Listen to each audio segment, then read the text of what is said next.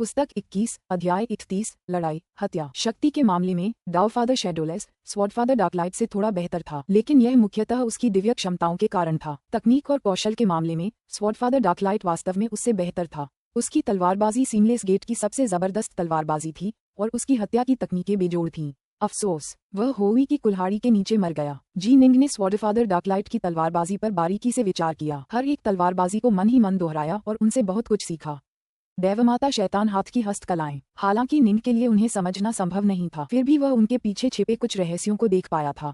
अब उन पर शांति से विचार करते हुए वह उनके और भी रहस्यों को उजागर कर पा रहा था। जब निंग ने अपनी आंखें खोलीं, तब तक 9 दिन बीत चुके थे। सफेद वस्त्र पहने निंग ज़ेड मंदिर से बाहर निकला। अपनी उंगली हिलाते ही उसने अपने सामने एक लंबी तलवार प्रकट कर दी। Swish swish swish. तलवार की रोशनी एक हल्के सुंदर अंदाज में टिमटिमा रही थी। ये कभी तेज और वीरतापूर्ण, कभी अजीब और रहस्यमय, और कभी क्रूर और प्रभावशाली होती थी। मैं साफ साफ महसूस कर सकता हूँ कि मैं बस एक छोटा सा कदम दूर हूँ, लेकिन मैं आगे क्यों नहीं बढ़ पा रहा हूँ। निंग ने अपना सिर हिलाया और मन ही मन बुदबुदाया। उसने सोचा था कि इस लड़ाई से मिली अंतर्दृष्टि उसे तलवारबाजी के 5वें चरण तक पहुंचने में मदद करेगी। डाउन द डेविल हैंड आखिरकार एक अधिपति श्रेणी की विशेषज्ञ थी और उसने निर्बाध अराजकता जगत के 4 स्वर्गीय दावों में महारत हासिल कर ली थी।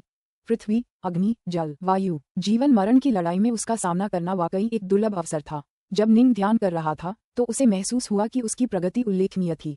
फिर भी वह तलवारबाजी के 5वें स्तर तक पहुंचने में असमर्थ था। तलवारबाजी के 4थे चरण से 5वें चरण तक आगे बढ़ना वाकई असाधारण रूप से कठिन है। निंग के मन में अचानक एक विचार आया और उसने तुरंत अपना हाथ हिलाया। धमाका धमाका धमाका। एक के बाद एक विशाल गोल्डस्टार मन के समतल मैदानों पर गिरते हुए बिखरे हुए पत्थर के स्तंभों के चारों ओर गिर पड़े। सभी 3600 गोल्डस्टार मनकों के जमीन पर उतरने के बाद उनके ऊपर 9 अराजकता मोहरें प्रकट होने लगीं। निंग वहीं खड़ा होकर विशाल स्वर्ण सितारा मोतियों और तलवार कला से ढके पत्थर के स्तंभों को ध्यान से देख रहा था। विश्वदेव नॉर्थवेस्ट ने अपने उत्तराधिकारियों के लिए पत्थर के स्तंभ छोड़े थे। जहां तक गोल्डस्टार मोतियों की 9 अराजकता मोहरों की बात है, वे और भी रहस्यमय थीं। वह आधा दिन उन्हें घूरता रहा। फिर निंग ने सिर हिलाया। वापस आओ। उसने हाथ हिलाया, जिससे तुरंत ज़ेड मंदिर, 98 पत्थर के स्तंभ और 3600 गोल्डस्टार मोती सब इकट्ठा हो गए। अंततः जीवन मरण की लड़ाई ही असली मायने रखती है। झपटा। सफेद वस्त्रधारी निंग तुरंत बिजली के सर्प में बदल गया और तेज गति से दूर चला गया। थोड़ी देर बाद, अरे, माथे पर सींगों वाला एक दुबला पतला छोटा आदमी रेगिस्तान में पद्मासन में बैठा था। उसने अपनी सुनहरी आंखें उठाईं और निंग को गौर से देखा। वह ठंडी हंसी हंसा। ओवसिया, तुम फिर क्यों आए हो? पिछली बार तुमने मुझे धमकाने के लिए प्रोटोकॉस्मिक आत्माओं के खजानों का ढेर इस्तेमाल किया था। इस बार तुम क्या करने की योजना बना रहे हो? अपनी पूरी ताकत लगा दो। तुम चाहते हो कि मैं, एक तुच्छ सच्चे अमर, तुम्हारे आगे झुक जाऊं? तुम बिल्कुल सपना देख रहे हो। अरे, इस बार तुमने अपनी आभा को पूरी तरह से दबा दिया है और इस हद तक वापस ले लिया है कि मुझे भी इसका एहसास नहीं हो रहा है। क्या दूसरे सच्चे देवताओं और सच्चे अमरों ने तुम्हें इतना डांटा कि तुमने अपनी उस तुच्छ आभा को छिपाने का फैसला कर लिया? सफेद वस्त्र पहने निंग ने दुबले पतले छोटे आदमी को घूर कर देखा। और ज्यादा आत्मिक खोजबीन करने और ज्यादा प्रोटोकॉस्मिक आत्मिक खजाने हासिल करने के लिए निंग ने अपनी सारी युद्ध लूट ली थी और उसका इस्तेमाल जेल की दुनिया के सभी सच्चे देवताओं और सच्चे अमरों को एक एक करके धमकाने के लिए किया था। उन सभी सच्चे देवताओं और सच्चे अमरों को समझ आ गया था कि अगर वे निंग से लड़ते रहे तो अंततः उनकी मृत्यु हो जाएगी। जब उन्होंने देखा कि निंग के पास कितने प्रोटोकॉस्मिक आत्मिक खजाने हैं, तो उन्हें एहसास हुआ कि यह सच है कि कुछ सच्चे देवताओं और सच्चे अमरों ने अंततः अपना सिर झुका लिया था। हालांकि पूरे कारागार जगत में केवल 20 सच्चे देवता और सच्चे अमर ही बिना किसी प्रतिरोध के आत्मसमर्पण करने को तैयार थे। बाकी लोग इतनी आसानी से अपना सिर नहीं झुकाते। जब उन्हें सचमुच मृत्यु का आभास होता, तभी वे जिंदन के सामने सिर झुकाने को तैयार होते, जो एक तुच्छ सच्चा अमर था और जिसका तीसरा स्तर का जिंदन था। तुच्छ। निंग की आभा अचानक आसमान तक पहुंच गई, इतनी शक्तिशाली कि मुस्कुराते हुए आदमी का चेहरा तुरंत बदल गया। दुबला पतला आदमी हैरानी से निंग को घूर रहा था। निंग की वर्तमान आभा उससे कमजोर नहीं थी। मेरे साथ लड़ो।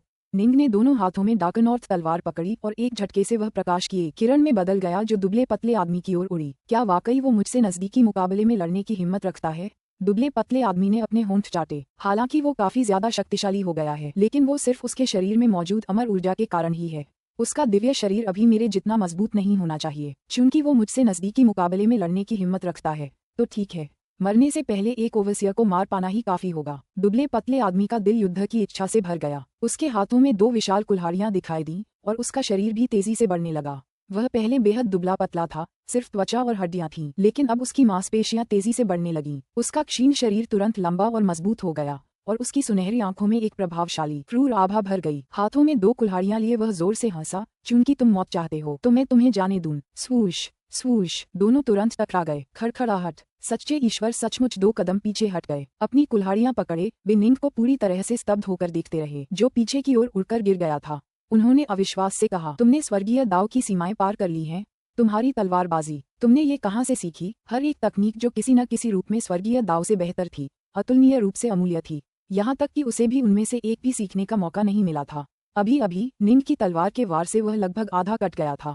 खुशकिस्मती से उसकी प्रतिक्रिया की गति तेज थी और उसकी कुल्हाड़ी बड़ी थी, जिससे वह उसे लगभग ढाल की तरह इस्तेमाल कर पा रहा था। यही वजह थी कि वह उस अजीबोगरीब विचित्र तलवारबाजी को रोक पाया था। ये तुम्हारे जैसे लोगों के लिए जानने लायक बात नहीं है। निंग ने आंखें सिकोड़कर अपने दुश्मन को घूरा। कितना जबरदस्त! हालांकि उसके दुश्मन की कुल्हाड़ी कला साधारण थी, फिर भी वह एक सच्चा देवता था। निंग तो बस आधा कदम का सच्चा देवता था।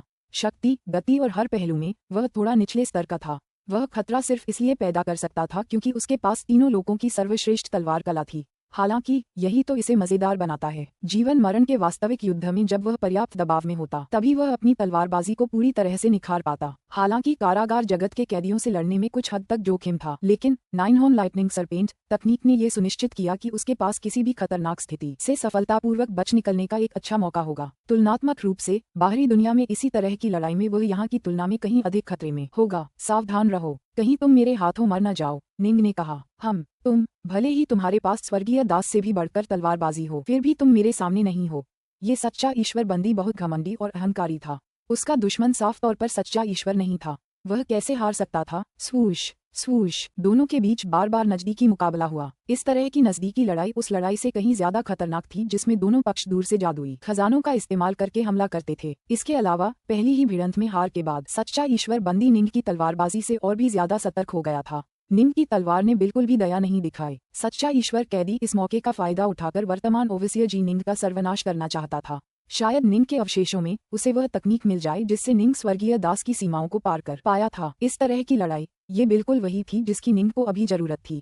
झंकार, स्विश, स्लैश, निंग की तलवार की रोशनी और सच्चे भगवान की कुल्हाड़ी बार बार एक दूसरे से टकरा रही थी। उनकी लड़ाई लंबी होती जा रही थी। 1 घंटा, 2 घंटे। सच्चे ईश्वर के कैदियों को जिस बात ने सचमुच हैरान कर दिया था वह ये थी कि उन्हें स्पष्ट रूप से आभास हो रहा था कि इस ओवसियर की तलवारबाजी धीरे धीरे अपनी शक्ति बढ़ा रही थी। उन्हें यह एहसास नहीं था कि जब से निंग ने अंडरमून झील छोड़ी थी, तब से उन्हें जिंदगी मौत की असली लड़ाई लड़ने के बहुत कम मौके मिले थे। अब तक उनकी एकमात्र असली लड़ाई डाउन द डेविल हैंड और बाकियों के खिलाफ थी। जहाँ तक दूत को पकड़ने का प्रश्न है, ये पूर्णतया प्रभुत्व का कार्य था। सच्चे देवता कैदी के खिलाफ ये लड़ाई पहली बार थी जब निंग सचमुच एक निरंतर युद्ध में पूरी ताकत से लड़ पाया था। अंडरमून झील में 600 सालों में उसने जो अंतर्दृष्टि हासिल की थी और साथ ही डाउन द डेविल हार्ट से लड़ते हुए जो नए विचार उसे मिले थे, वे सब अब सतह पर आ रहे थे। दरअसल जैसे जैसे वे लड़ते रहे, उसे अचानक विश्व देवता नॉर्थरेस्ट द्वारा छोड़ी गई तलवारबाजी की कुछ पेचीदगियों की समझ आने लगी, जिन्हें वह पहले नहीं समझ पाया था। स्विश, तलवार की रोशनी चमक उठी। सच्चे ईश्वर कैदी का शरीर 2 टुकड़ों में बंट गया। निंग ने अपनी तलवार रख दी, चुपचाप एक ओर खड़ा होकर कैदी के दिव्य शरीर को एक साथ जुड़ते और स्वस्थ होते हुए देखा। सच्चे ईश्वर ने निंग को घूरा। उसके चेहरे पर एक उलझन भरी नजर थी। जिस तरह से निंग ने अपनी तलवारबाजी की शक्ति लगातार बढ़ाई थी, उससे उसे अंदाजा हो गया था कि निंग उससे कहीं ज्यादा प्रतिभाशाली और प्रतिभावान है। सच तो ये है कि हर वह व्यक्ति जो किसी न किसी तरह से स्वर्गीय दास से भी बेहतर तकनीक में महारत हासिल कर लेता था, वह एक अद्वितीय प्रतिभावान व्यक्ति था। सच्चे ईश्वर कैदी ने धीमी आवाज में कहा, मैं हार गया। निंग के दिल में खुशी की लहर दौड़ गई। तलवार के कुछ रहस्यों को केवल ध्यान से नहीं समझा जा सकता। केवल जीवन मरण के सच्चे युद्ध ही हमें ये समझने में मदद कर सकते हैं कि इन रहस्यों का उपयोग और अनुप्रयोग कैसे किया जाना चाहिए। अफसोस है कि इस सच्चे ईश्वर की कुल्हाड़ी कलाएं इतनी शक्तिशाली नहीं हैं। अगर वह और भी ज्यादा शक्तिशाली होता तो अच्छा होता, निंग ने मन ही मन सोचा। इस तरह की एक जिंदगी मरण की लड़ाई 1 साल के ध्यान से भी ज्यादा मूल्यवान है। अब अगले सच्चे ईश्वर की तलाश करने का समय आ गया है। बेशक अगले सच्चे ईश्वर को ढूंढने से पहले उसे इस कैदी के खजाने को छीनना होगा। उसकी वायलेट ज्वेल तलवार को 5 तत्वों के सार की सख्त जरूरत थी। अतीत में उसे किसी सच्चे देवता या सच्चे अमर को हराने के लिए उनके ऊर्जा भंडार को धीरे धीरे नष्ट करने के लिए कुछ प्रोटोकॉस्मिक आत्मिक खजानों का उपयोग करना पड़ता था। फिर वह उनसे कहता, अमुक व्यक्ति पहले ही मेरे अधीन हो चुका है, जो भी मेरा विरोध करेगा वह मर जाएगा। वह उन्हें धमकाने और धमकाने के लिए शब्दों का प्रयोग करता था। हालांकि वह कभी कभी सफल भी हो जाता था, लेकिन ये सफलताएं कारागार जगत में कुल सच्चे देवताओं और सच्चे अमरों की संख्या का एक छोटा सा हिस्सा ही थीं। कोई जितना अधिक शक्तिशाली होता, उतनी ही कम संभावना होती कि वे अपना सिर नीचा करने को तैयार होते। अपने शत्रुओं को धीरे धीरे समाप्त करने के लिए उसे प्रत्येक सच्चे ईश्वर और सच्चे अमर के लिए दशकों तक प्रयास करना पड़ा, लेकिन अब वह उनसे सीधे मुकाबला कर सकता था। चीजें पहले से कहीं ज्यादा तेज हो जाती। क्या तुम समर्पण करने को तैयार हो? निंग ने सच्चे ईश्वर कैदी की ओर देखा। सच्चा ईश्वर कैदी अपने क्षीण दुबले पतले रूप में लौट आया। सिर झुकाकर उसने कहा, मैं तैयार हूँ। पुस्तक 21, अध्याय 32, एक अप्रत्याशित आश्चर्य। जी निंग ने पहले उसकी आत्मा की जांच की, फिर उसके खजाने छीन लिए। बेशक उसने सच्चे ईश्वर को कुछ आत्मा गोलियां भी दी। उनके लंबे युद्ध के कारण इस सच्चे ईश्वर ने अपनी दिव्य शक्ति का काफी हिस्सा खर्च कर दिया था। अगर उसे पर्याप्त आत्मा गोलियां नहीं दी जाती तो शायद उसका जीवन ज्यादा दिन नहीं चलता। हालांकि उसकी दिव्य शक्ति को फिर से भरने का कोई तरीका नहीं था, फिर भी उसकी अमर ऊर्जा को फिर से भरना उसके जीवन को बनाए रखने के लिए पर्याप्त था। अपेक्षाकृत कम की शोधक ऐसे थे जिन्होंने फील्ड गॉड शोधक के रूप में भी प्रशिक्षण लिया था, लेकिन लगभग हर फील्ड गॉड बॉडी शोधक एक की शोधक भी था। बस सवाल ये था कि वे इस मामले में कितने प्रतिभाशाली थे। सुभूति, ताओवादी 3 शुद्धताएं, तथागत और कई अन्य सभी सच्चे देवताओं के रूप में जन्मे थे और अंततः उन्होंने की शोधक के रूप में महान आकाश के ताऊ पिता बनने के लिए प्रशिक्षण लिया। स्पिरिट पिल्स के इस्तेमाल से ये कैदी बहुत लंबे समय तक जी सकेंगे। अभी तो वे सिर्फ खुद को जिंदा रखने के लिए ही ऊर्जा खर्च करते थे। उनकी ऊर्जा की खपत काफी कम थी। लगता है इन कैदियों की यादों से मुझे जो चाहिए वो शायद ही मिले, निंग ने मन ही मन सोचा। फिर भी बात तो बनती है। मैंने विश्वदेव नॉर्थवेस्ट से कई तकनीकें सीख ली हैं। मेरे पास जो कुछ है उसे देखते हुए ये बहुत मुश्किल है कि पेंजिया का कोई कैदी मुझे कोई अच्छा सरप्राइज दे पाए। फिर भी मैं उम्मीद नहीं छोड़ूंगा, चाहे वह कितनी भी कम क्यों न हो। अलग अलग अराजकता भरी दुनियाएं अलग अलग सभ्यताओं को जन्म देंगी। शायद उनमें से कुछ अपनी अनूठी तकनीकें भी विकसित करेगी। एंडवार की रात को देखते हुए निंग स्वाभाविक रूप से और अधिक शक्तिशाली बनने के हर मौके का फायदा उठाना चाहता था। ये याद रखना जरूरी था कि जेल की दुनिया खुद यंग फ्लेम फ्रीक जैसे कमजोर व्यक्ति के हाथों में थी। पेंजिया के कैदी यंग फ्लेम फ्रीक से कहीं ज्यादा ताकतवर थे। हो सकता है कि उनमें से किसी को अतीत में बड़ी किस्मत का साथ मिला हो और उसने कुछ खास खजाने या अनोखी क्षमताएं हासिल की हों। फुसफुसाहट। निंग एक शांत झील के बीच एक द्वीप पर उतरा। अपने हाथ के एक इशारे से उसने जैड मंदिर और कई पत्थर के स्तंभों को द्वीप पर गिरा दिया। अंततः विशाल गोल्ड स्टार मोती भी उल्कापिंडों की तरह द्वीप पर गिर पड़े। निंग ने जैड मंदिर में कदम रखा, फिर प्रार्थना की चटाई पर कमल की मुद्रा में बैठ गया। उसने अपना मन शांत किया और हाल ही में हुए संघर्षों और अनुभवों को मन ही मन याद करने लगा। हर एक लड़ाई का बहुत ध्यान से विश्लेषण करना था। उसे उनसे जरूरी अनुभव हासिल करना था और उसका इस्तेमाल खुद को बेहतर बनाने में करना था। कारागार में केवल कुछ ही सच्चे देवता और सच्चे अमर थे। उन सभी से लड़ने के बाद निंग को अब कोई नया प्रतिद्वंद्वी नहीं मिल पाएगा, इसलिए उसे हर लड़ाई और प्रतिद्वंद्वी का महत्व समझना होगा। निंग ने अपनी अंतर्दृष्टि पर ध्यान करते हुए 10 दिन से ज्यादा समय बिताया, जिसे सोने के तारे के मोतियों और पत्थर की तलवारों के स्तंभों का सहारा मिला।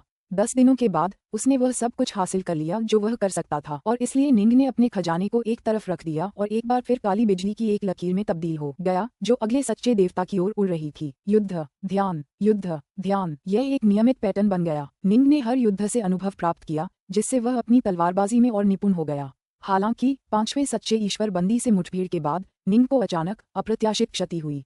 मरना। लंबे, बदसूरत, दुबले पतले बूढ़े की 6 भुजाएं तेजी से लंबी होती गईं और उसने अपने 6 पंजे निंग की और कई दिशाओं से फाड़ डाले। उसकी पंजा कलाएं अथाह विचित्र थीं और निंग का शरीर खून से लथपथ था। अभी अभी वह हमलों की पहली लहर झेल पाया था, लेकिन उसका शरीर फट चुका था। इस भयानक प्रतिद्वंद्वी के सामने ऐसा लग रहा था कि 8-9 रहस्यमय कला ज्यादा काम की नहीं होगी। आकाश के दर्पण। घायल निंग ने तुरंत इच्छा की और उसके ऊपर का आकाश प्राचीन तांबे के दर्पणों से भर गया।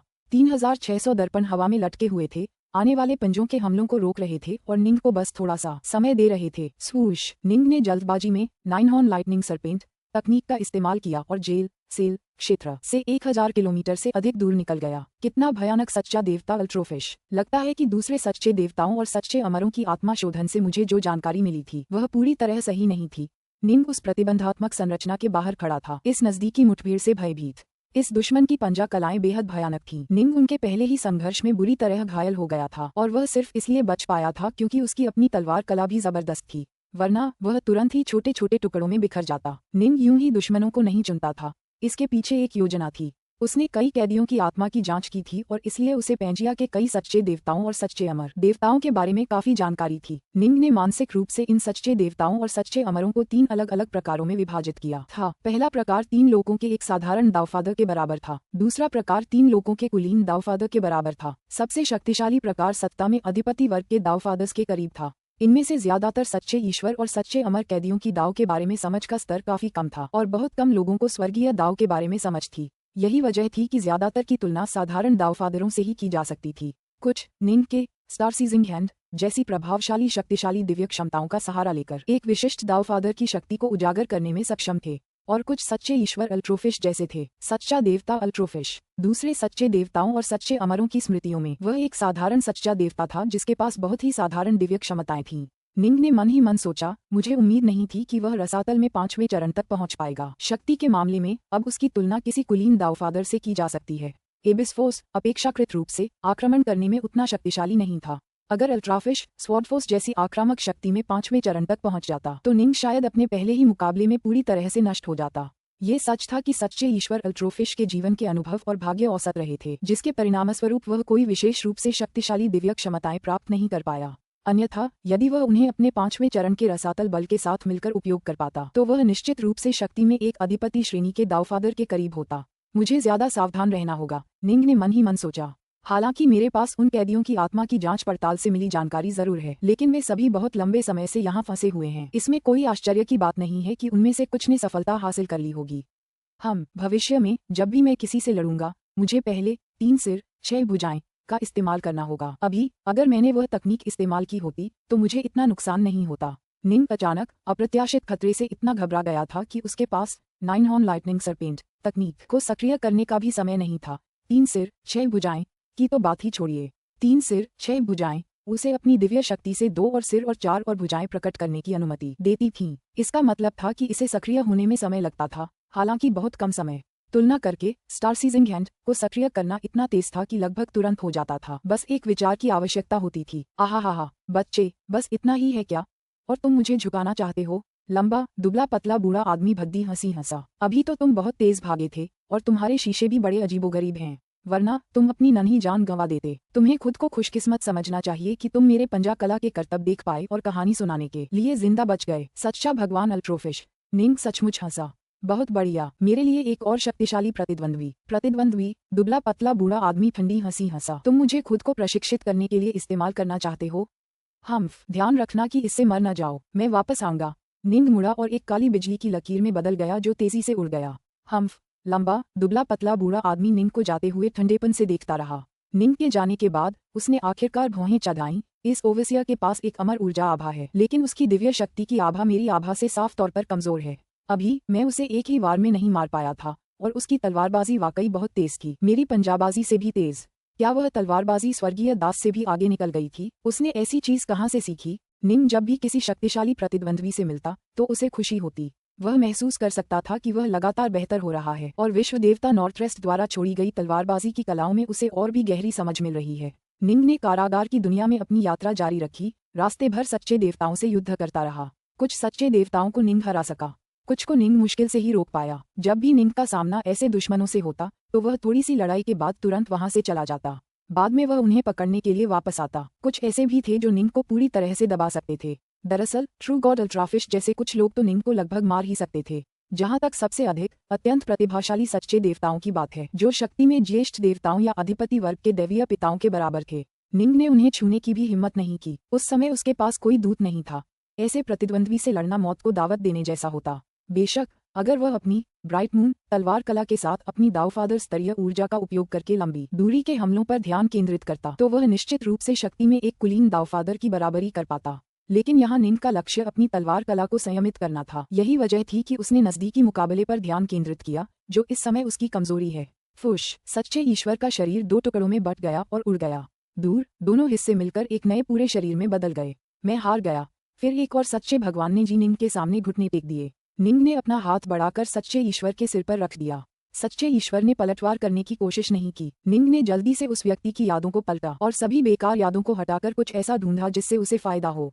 हालांकि पहले की कोई भी आत्मा परीक्षा सफल नहीं हुई थी, फिर भी निंग ने कभी हार नहीं मानी। जब तक जरा भी संभावना की झलक मिलती रही, वह अपने वर्तमान मार्ग पर चलता रहेगा। अरे, निंग को अचानक एक साधारण सी याद आई, पर वह तुरंत ही दम रह गया। फिर उसके चेहरे पर खुशी के भाव थे। एक दिव्य चमकता हुआ टावर। निंग मन ही मन बुदबुदाया, ऐसा खजाना सचमुच मौजूद है, कितना अद्भुत है। पेंजिया के अराजकता राज्य का आधार सचमुच त्रिलोकों से कहीं ज्यादा मजबूत है। निंग की धड़कनें तेज होने लगीं। हेवनगेजर टावर्स एक तरह का क्यूस खजाना था, और वो खजाना जिसकी निंग को अभी सख्त जरूरत थी। सच तो ये है कि अपने पराजित विरोधियों की आत्मा की खोज करते हुए निंग को कई ऐसे खजाने मिले थे जिनकी उसे चाहत थी, लेकिन उनमें से कोई भी जेल की दुनिया में मौजूद नहीं था। हालांकि हेवनगेजर टावर का मालिक यहीं जेल की दुनिया में कैद था। पुस्तक 21, अध्याय 33, 5 साल बाद। जी निंग को इस समय सबसे ज्यादा किस चीज की जरूरत थी? उसे और अधिक समय की सख्त जरूरत थी। उनकी प्रतिभा निर्विवाद थी। युवावस्था में ही कुलपिता लू और सुभूति ने उन पर कृपा की थी। इतने सारे अनुभवों के बाद वे और भी अधिक उत्कृष्ट व्यक्तित्व बन गए थे। एक अमर साधक की प्रतिभा कोई पत्थर की लकीर नहीं होती। जैसे जैसे वह बड़ा होता और विभिन्न प्रकार की घटनाओं का अनुभव करता, वह बदल और रूपांतरित हो सकती थी। कुछ पीछे हट सकते थे, जबकि अन्य स्वर्ग तक पहुंच सकते थे और अधिकाधिक चमकदार बन सकते थे। स्पष्टतः निंग अधिक से अधिक चमकदार बनने वाला व्यक्ति था, लेकिन सबसे अधिक प्रतिभाशाली व्यक्ति को भी विकसित होने के लिए समय की आवश्यकता होती है। ऐसे खजाने जो समय की गति बदल सकते थे, हाँ, वे तीनों लोकों में मौजूद थे। उदाहरण के लिए महान जिया सम्राट पहाड़ों और नदियों के ब्राइट मून आरेख का उपयोग करके समय के प्रवाह को बदलने में सक्षम थे, लेकिन इस तरह के अस्थायी परिवर्तन में बहुत अधिक ऊर्जा खर्च होती थी। भले ही जादुई खजाना स्वयं इसमें मदद कर रहा था। हालांकि जिया सम्राट एक शुद्ध यांग सच्चा अमर था। वह केवल कुछ कमजोर वांजियांग स्तर के बच्चों को ही समय की एक अलग गति का अनुभव करने की अनुमति दे सकता था। वह दिव्य अमरों के लिए ऐसा करने में सक्षम नहीं था। निंग एक दिव्य देवता और सच्चा अमर था। उसके लिए समय की गति बदलने का विचार, सुभूति और ताओवादी तीन पवित्रताओं को भी सिरदर्द हो जाता अगर उन्हें ऐसा कोई विचार सूझता। यदि मदर नुवा अभी भी जीवित होती तो वह ऐसा करने में सक्षम होती। मां नुवा ने पुनर्जन्म के 6 मार्गों की रचना की थी। निराशा के पुल और पुनर्जन्म के 6 मार्गों के आसपास के क्षेत्र में समय सामान्य से कहीं ज्यादा तेज गति से बहता था। अनगिनत आत्माएं उस जगह पर आती थीं, लेकिन समय उस क्षेत्र में भयानक गति से बहता रहता था और उसे बनाए रखने के लिए किसी अमर या दुष्ट देवता को अपनी ऊर्जा खर्च करने की जरूरत नहीं पड़ती थी। ऐसा इसलिए था क्योंकि पुनर्जन्म के 6 मार्ग पूरी तरह से बनाए गए थे। वे बहुत कम ऊर्जा का उपयोग करते थे और बाहरी दुनिया से जितनी ऊर्जा वे अवशोषित करते थे वह उनके जीवित रहने के लिए पर्याप्त से भी ज्यादा थी। लेकिन पुनर्जन्म के 6 मार्ग एक संरचना थे। हेवनगेजर टॉवर ऑफ रेडियंस एक जादुई खजाना था। हेवनगेजर टॉवर के अंदर समय बाहरी दुनिया की तुलना में 10 गुना तेज गति से स्थिर रूप से बना रहता था। बाहर बीतने वाले हर साल के लिए अंदर 10 साल बीतते थे। यह एक अत्यंत स्थिर तंत्र था और किसी बाहरी ऊर्जा स्रोत की आवश्यकता नहीं थी। खजाना अपने आप में एक स्थिर स्पेस टाइम आयाम था। यहाँ तक कि सच्चे देवता, पिता और विश्व देवता भी इसके अंदर जा सकते थे और फिर भी समय सामान्य से 10 गुना तेजी से बहता था। इसके अलावा इस जादुई खजाने का इस्तेमाल समय की गति को और भी तेज करने के लिए किया जा सकता था।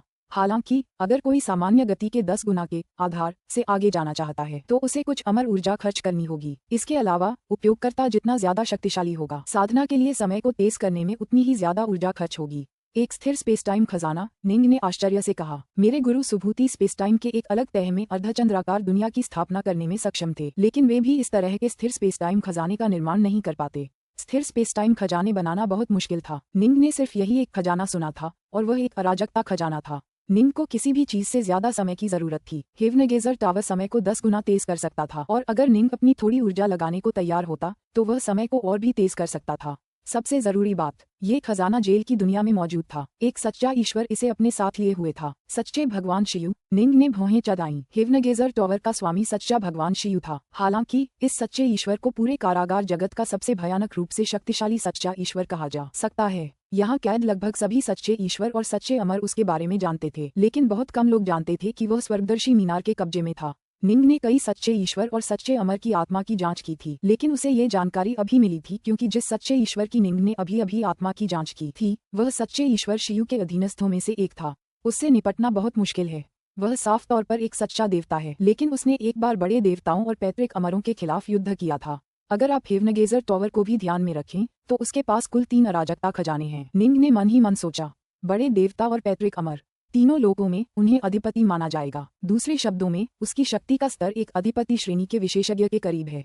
अपनी ऊर्जा का भंडार खत्म कर रहा है, ये भी काम नहीं करेगा। वह ज्ञानोदय के बहुत ऊंचे स्तर पर है। वह जेल की दुनिया के उन मुट्ठी भर सच्चे देवताओं और सच्चे अमरों में से एक है जो आदिकालीन अराजकता से ऊर्जा खींचने में सक्षम है। निंग ने मन ही मन सोचा, किसी व्यक्ति को आदिकालीन अराजकता के स्वर्गीय दाव के बारे में एक निश्चित स्तर की अंतर्दृष्टि होनी चाहिए ताकि वह उससे ऊर्जा निकाल सके, लेकिन एक बार यह संभव हो जाने पर व्यक्ति को अपनी ऊर्जा के व्यय होने की चिंता नहीं करनी होगी। सभी बड़े देवता और पूर्वज अमर देवता ऐसा करने में सक्षम थे, लेकिन सच्चे देवता और सच्चे अमर देवताओं की संख्या बहुत कम थी। हालांकि सच्चा देवता शिव स्पष्ट रूप से उनमें से एक था। मुझे क्या करना चाहिए, मैं उससे कैसे निपटूं? निंग ने मन ही मन सोचा। मैंने स्टासाइजिंग मैनर को क्रिसेंट दुनिया में रखा है, लेकिन अगर मैं राहु फॉर्मेशन के लिए जरूरी लोगों को इकट्ठा करने वहां वापस भी चला जाऊं तो भी मैं किसी अधिपति स्तर की शक्ति वाले व्यक्ति से काफी कमजोर रहूंगा। निंग पहले भी एक अधिपति वर्ग के विशेषज्ञ के खिलाफ लड़ चुका था। डाउन द डेविल हैंड सिर्फ एक हाथ से निंग को हरा पाया था, जबकि वह एक दूत की कमान संभाल रहा था।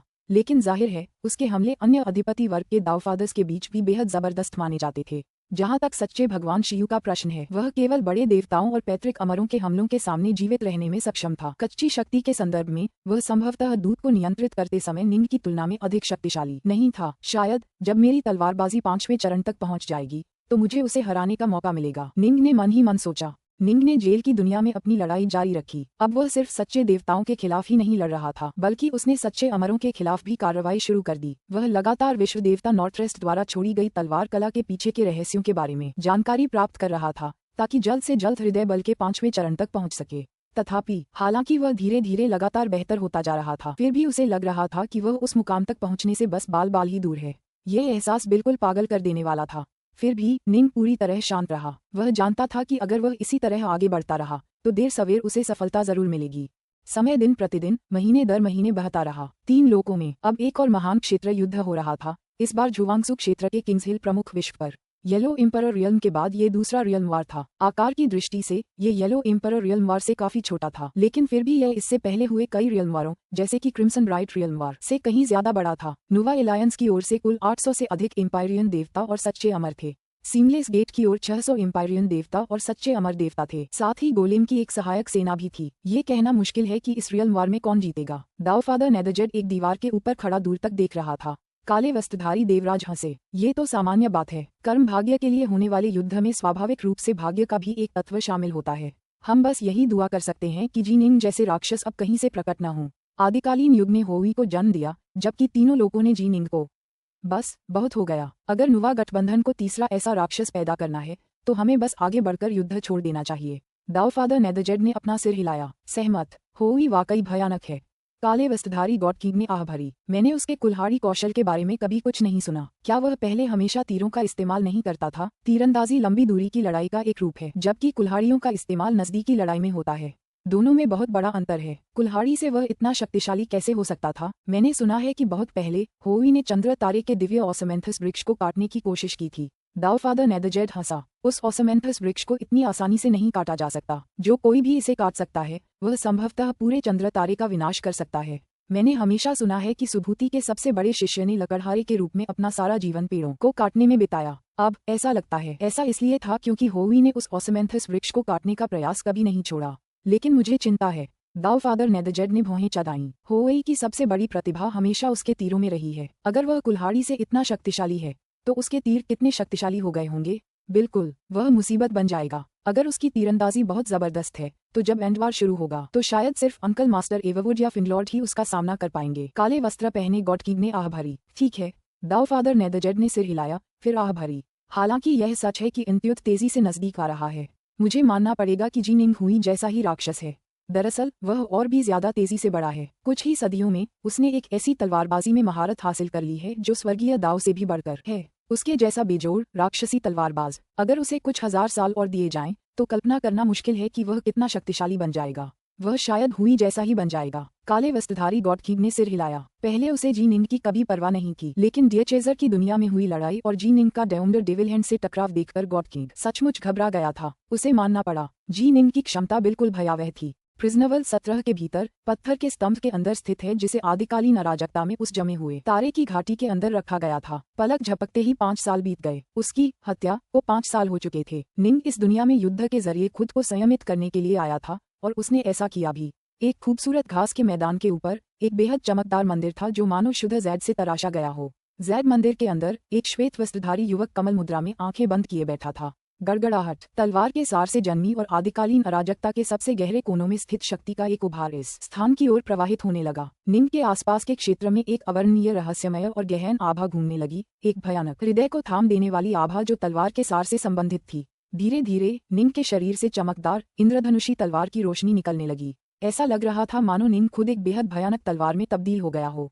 पुस्तक 21 अध्याय 34 स्वॉर्ड फोर्स चरण 5। जी निंग की आंखें बंद थीं। तलवार के बारे में उसे जो भी अंतर्दृष्टियां मिली थीं वे लगातार आपस में मिल रही थीं, मानो धुंध घनीभूत हो रही हो। अंततः एक धमाके के साथ धुंध पूरी तरह से एक बीज में घनीभूत हो गई। एक ऐसा बीज जो तलवार की एक धुंधली आभा से घिरा हुआ था। ये तलवार की बीज तलवार के सार के बारे में निंग की सभी अंतर्दृष्टियों का पूर्ण क्रिस्टलीकरण था। ये कुछ ऐसा था जिसे वह अपने हृदय में महसूस कर सकता था। यह ऐसी चीज नहीं थी जिसे नंगी आंखों से देखा जा सके। यह ऐसी चीज थी जिसे सिर्फ दिल से देखा और महसूस किया जा सकता था। ये तलवार का बीज निंग के दिल में बोया गया था। वाह! निंग ने हल्की सांस छोड़ी, फिर अपनी आंखें खोलीं।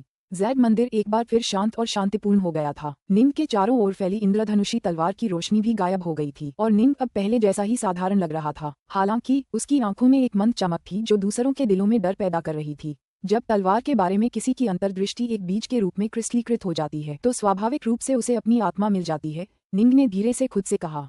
विश्व देवता नॉर्थवेस्ट के मार्गदर्शन के कारण निंग को ठीक ठीक पता था कि तलवार अमर का मार्ग कैसा होगा। तलवार शक्ति का 5वां चरण, तलवार देवता। जब तलवार के सार के बारे में किसी की अंतर्दृष्टि अत्यंत उच्च स्तर पर पहुंच जाती है तो अंतिम बाधा को पार करने के बाद एक दाव बीज स्वाभाविक रूप से बनता है। पौधों के बीजों को उगने से पहले अंकुरित होना पड़ता है और यही बात इस दाव बीज के लिए भी सच थी, जिसमें स्वाभाविक रूप से तलवार के असली सार की आभा थी। वास्तव में निंग के हर घूंसे और लात में अब 5वें चरण की तलवार शक्ति की प्रचंड शक्ति समाहित होगी, जो कि वह चमकदार इंद्रधनुषी प्रकाश था जिसने पहले उसे घेर रखा था। मैं आखिरकार तलवार देवता के चरण तक पहुंच गया हूँ। निंग ने अपनी मध्यमा उंगली को आगे बढ़ाया और तलवार की तरह आगे बढ़ाया। गड़गड़ाहट। तुरंत उसकी उंगली से इंद्रधनुषी तलवार की रोशनी निकली और उसके चारों ओर घूमने लगी। इंद्रधनुषी तलवार की रोशनी अतुलनीय रूप से फुर्तीली थी, जो तीक्ष्णता की पालौकिक आभा से भरी हुई थी। ऐसा लग रहा था मानो वह सड़ी हुई लकड़ी की तरह सभी चीजों को आसानी से काट सकता है। ये पूरी तरह से अडिग और अटूट था। ये तलवार थी। कोई आश्चर्य नहीं कि तलवारबाजी के 5वें चरण तक पहुंचना इतना मुश्किल है। अगर 9 अराजकता मोहरों, पत्थर के स्तंभों की सहायता और उन सभी सच्चे ईश्वर और सच्चे अमर योद्धाओं के साथ न होती तो मैं सोच भी नहीं सकता कि मुझे इसे पार करने में कितना समय लगता। सफलता पाने के बाद ही उसे सही मायने में एहसास हुआ और समझ आया कि तलवारबाजी का चरण कितना अलग था। इस क्षण निंग को समझ आ गया कि तलवार का रास्ता उसकी कल्पना से कहीं ज्यादा लंबा था। यहाँ तक कि विश्वदेव नॉर्थवेस्ट भी उस रास्ते पर एक यात्री मात्र थे। अच्छा, रास्ता जितना शक्तिशाली होगा उतना ही अच्छा होगा। अगर इसकी कोई सीमा होती तो यह उबाऊ होता। निंग अपने पैरों पर खड़ा हुआ, जैड मंदिर से बाहर निकला और बाहर लगे पत्थर के तलवार स्तंभों को घूरने लगा। मैं अभी अभी तलवार देवता के स्तर तक पहुंचा हूँ। मुझे शक्ति के इस नए स्तर पर खुद को सावधानीपूर्वक स्थिर करने की जरूरत है। इसके बाद मैं एक बार फिर उन तलवार कलाओं पर विचार करूंगा जो विश्व देवता नॉर्थवेस्ट ने पीछे छोड़ी थी, ताकि उन्हें अपने ब्राइट मून में समाहित कर सकूं। निंग के लिए पत्थर की तलवारों पर ध्यान लगाना तुरंत ही बहुत आसान हो गया था। कई बातें जो पहले उसे उलझन में डाल रही थीं, अब स्पष्ट हो गई थीं और तलवार के बारे में उसकी समझ बढ़ती जा रही थी। वह इन सारी अंतर्दृष्टियों को अपनी ब्राइट मून तलवार कला में समाहित कर रहा था। ब्राइट मून तलवार कला, तलवार के बारे में निंग की सारी अंतर्दृष्टि का प्रतिनिधित्व थी और उसने इसमें अपनी सारी जानकारी समाहित कर दी थी। ये ध्यान सत्र 3 महीने तक चला। फुफ। निंग अपने हाथों में डार्क नॉर्थ तलवार लिए हुए था और उसे धीरे धीरे घुमा रहा था। इसकी सतह पर इंद्रधनुषी तलवार की रोशनी प्रवाहित हो रही थी, जिससे यह इतना स्वप्निल लग रहा था मानो ये ब्रह्मों की एक श्रृंखला हो, जिससे इसे स्पष्ट रूप से पहचानना मुश्किल हो रहा था। ये ब्राइट मून तलवार कला का नया छायाहीन रूप था। मेरे लिए इतने कम समय में और बेहतर बनना मुश्किल होगा, निंग ने मन ही मन सोचा। सच्चे भगवान शिव के पास स्वर्गदर्शी दीप्ति का टॉवर है। चाहे कुछ भी हो, मुझे वह खजाना हासिल करना ही होगा। पर्याप्त समय मिलने पर मैं और भी ज्यादा शक्तिशाली बन सकूंगा।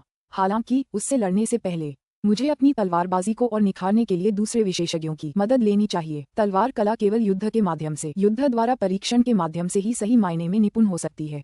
यदि कोई व्यक्ति पूरी तरह से ध्यान पर ध्यान केंद्रित करता है तो शायद वह अंतर्दृष्टि के उच्च स्तर तक पहुंच सकता है, लेकिन उसकी वास्तविक लड़ाकू क्षमता दोषपूर्ण होगी। मुझे अपनी तलवार आजमाने के लिए किसे चुनना चाहिए?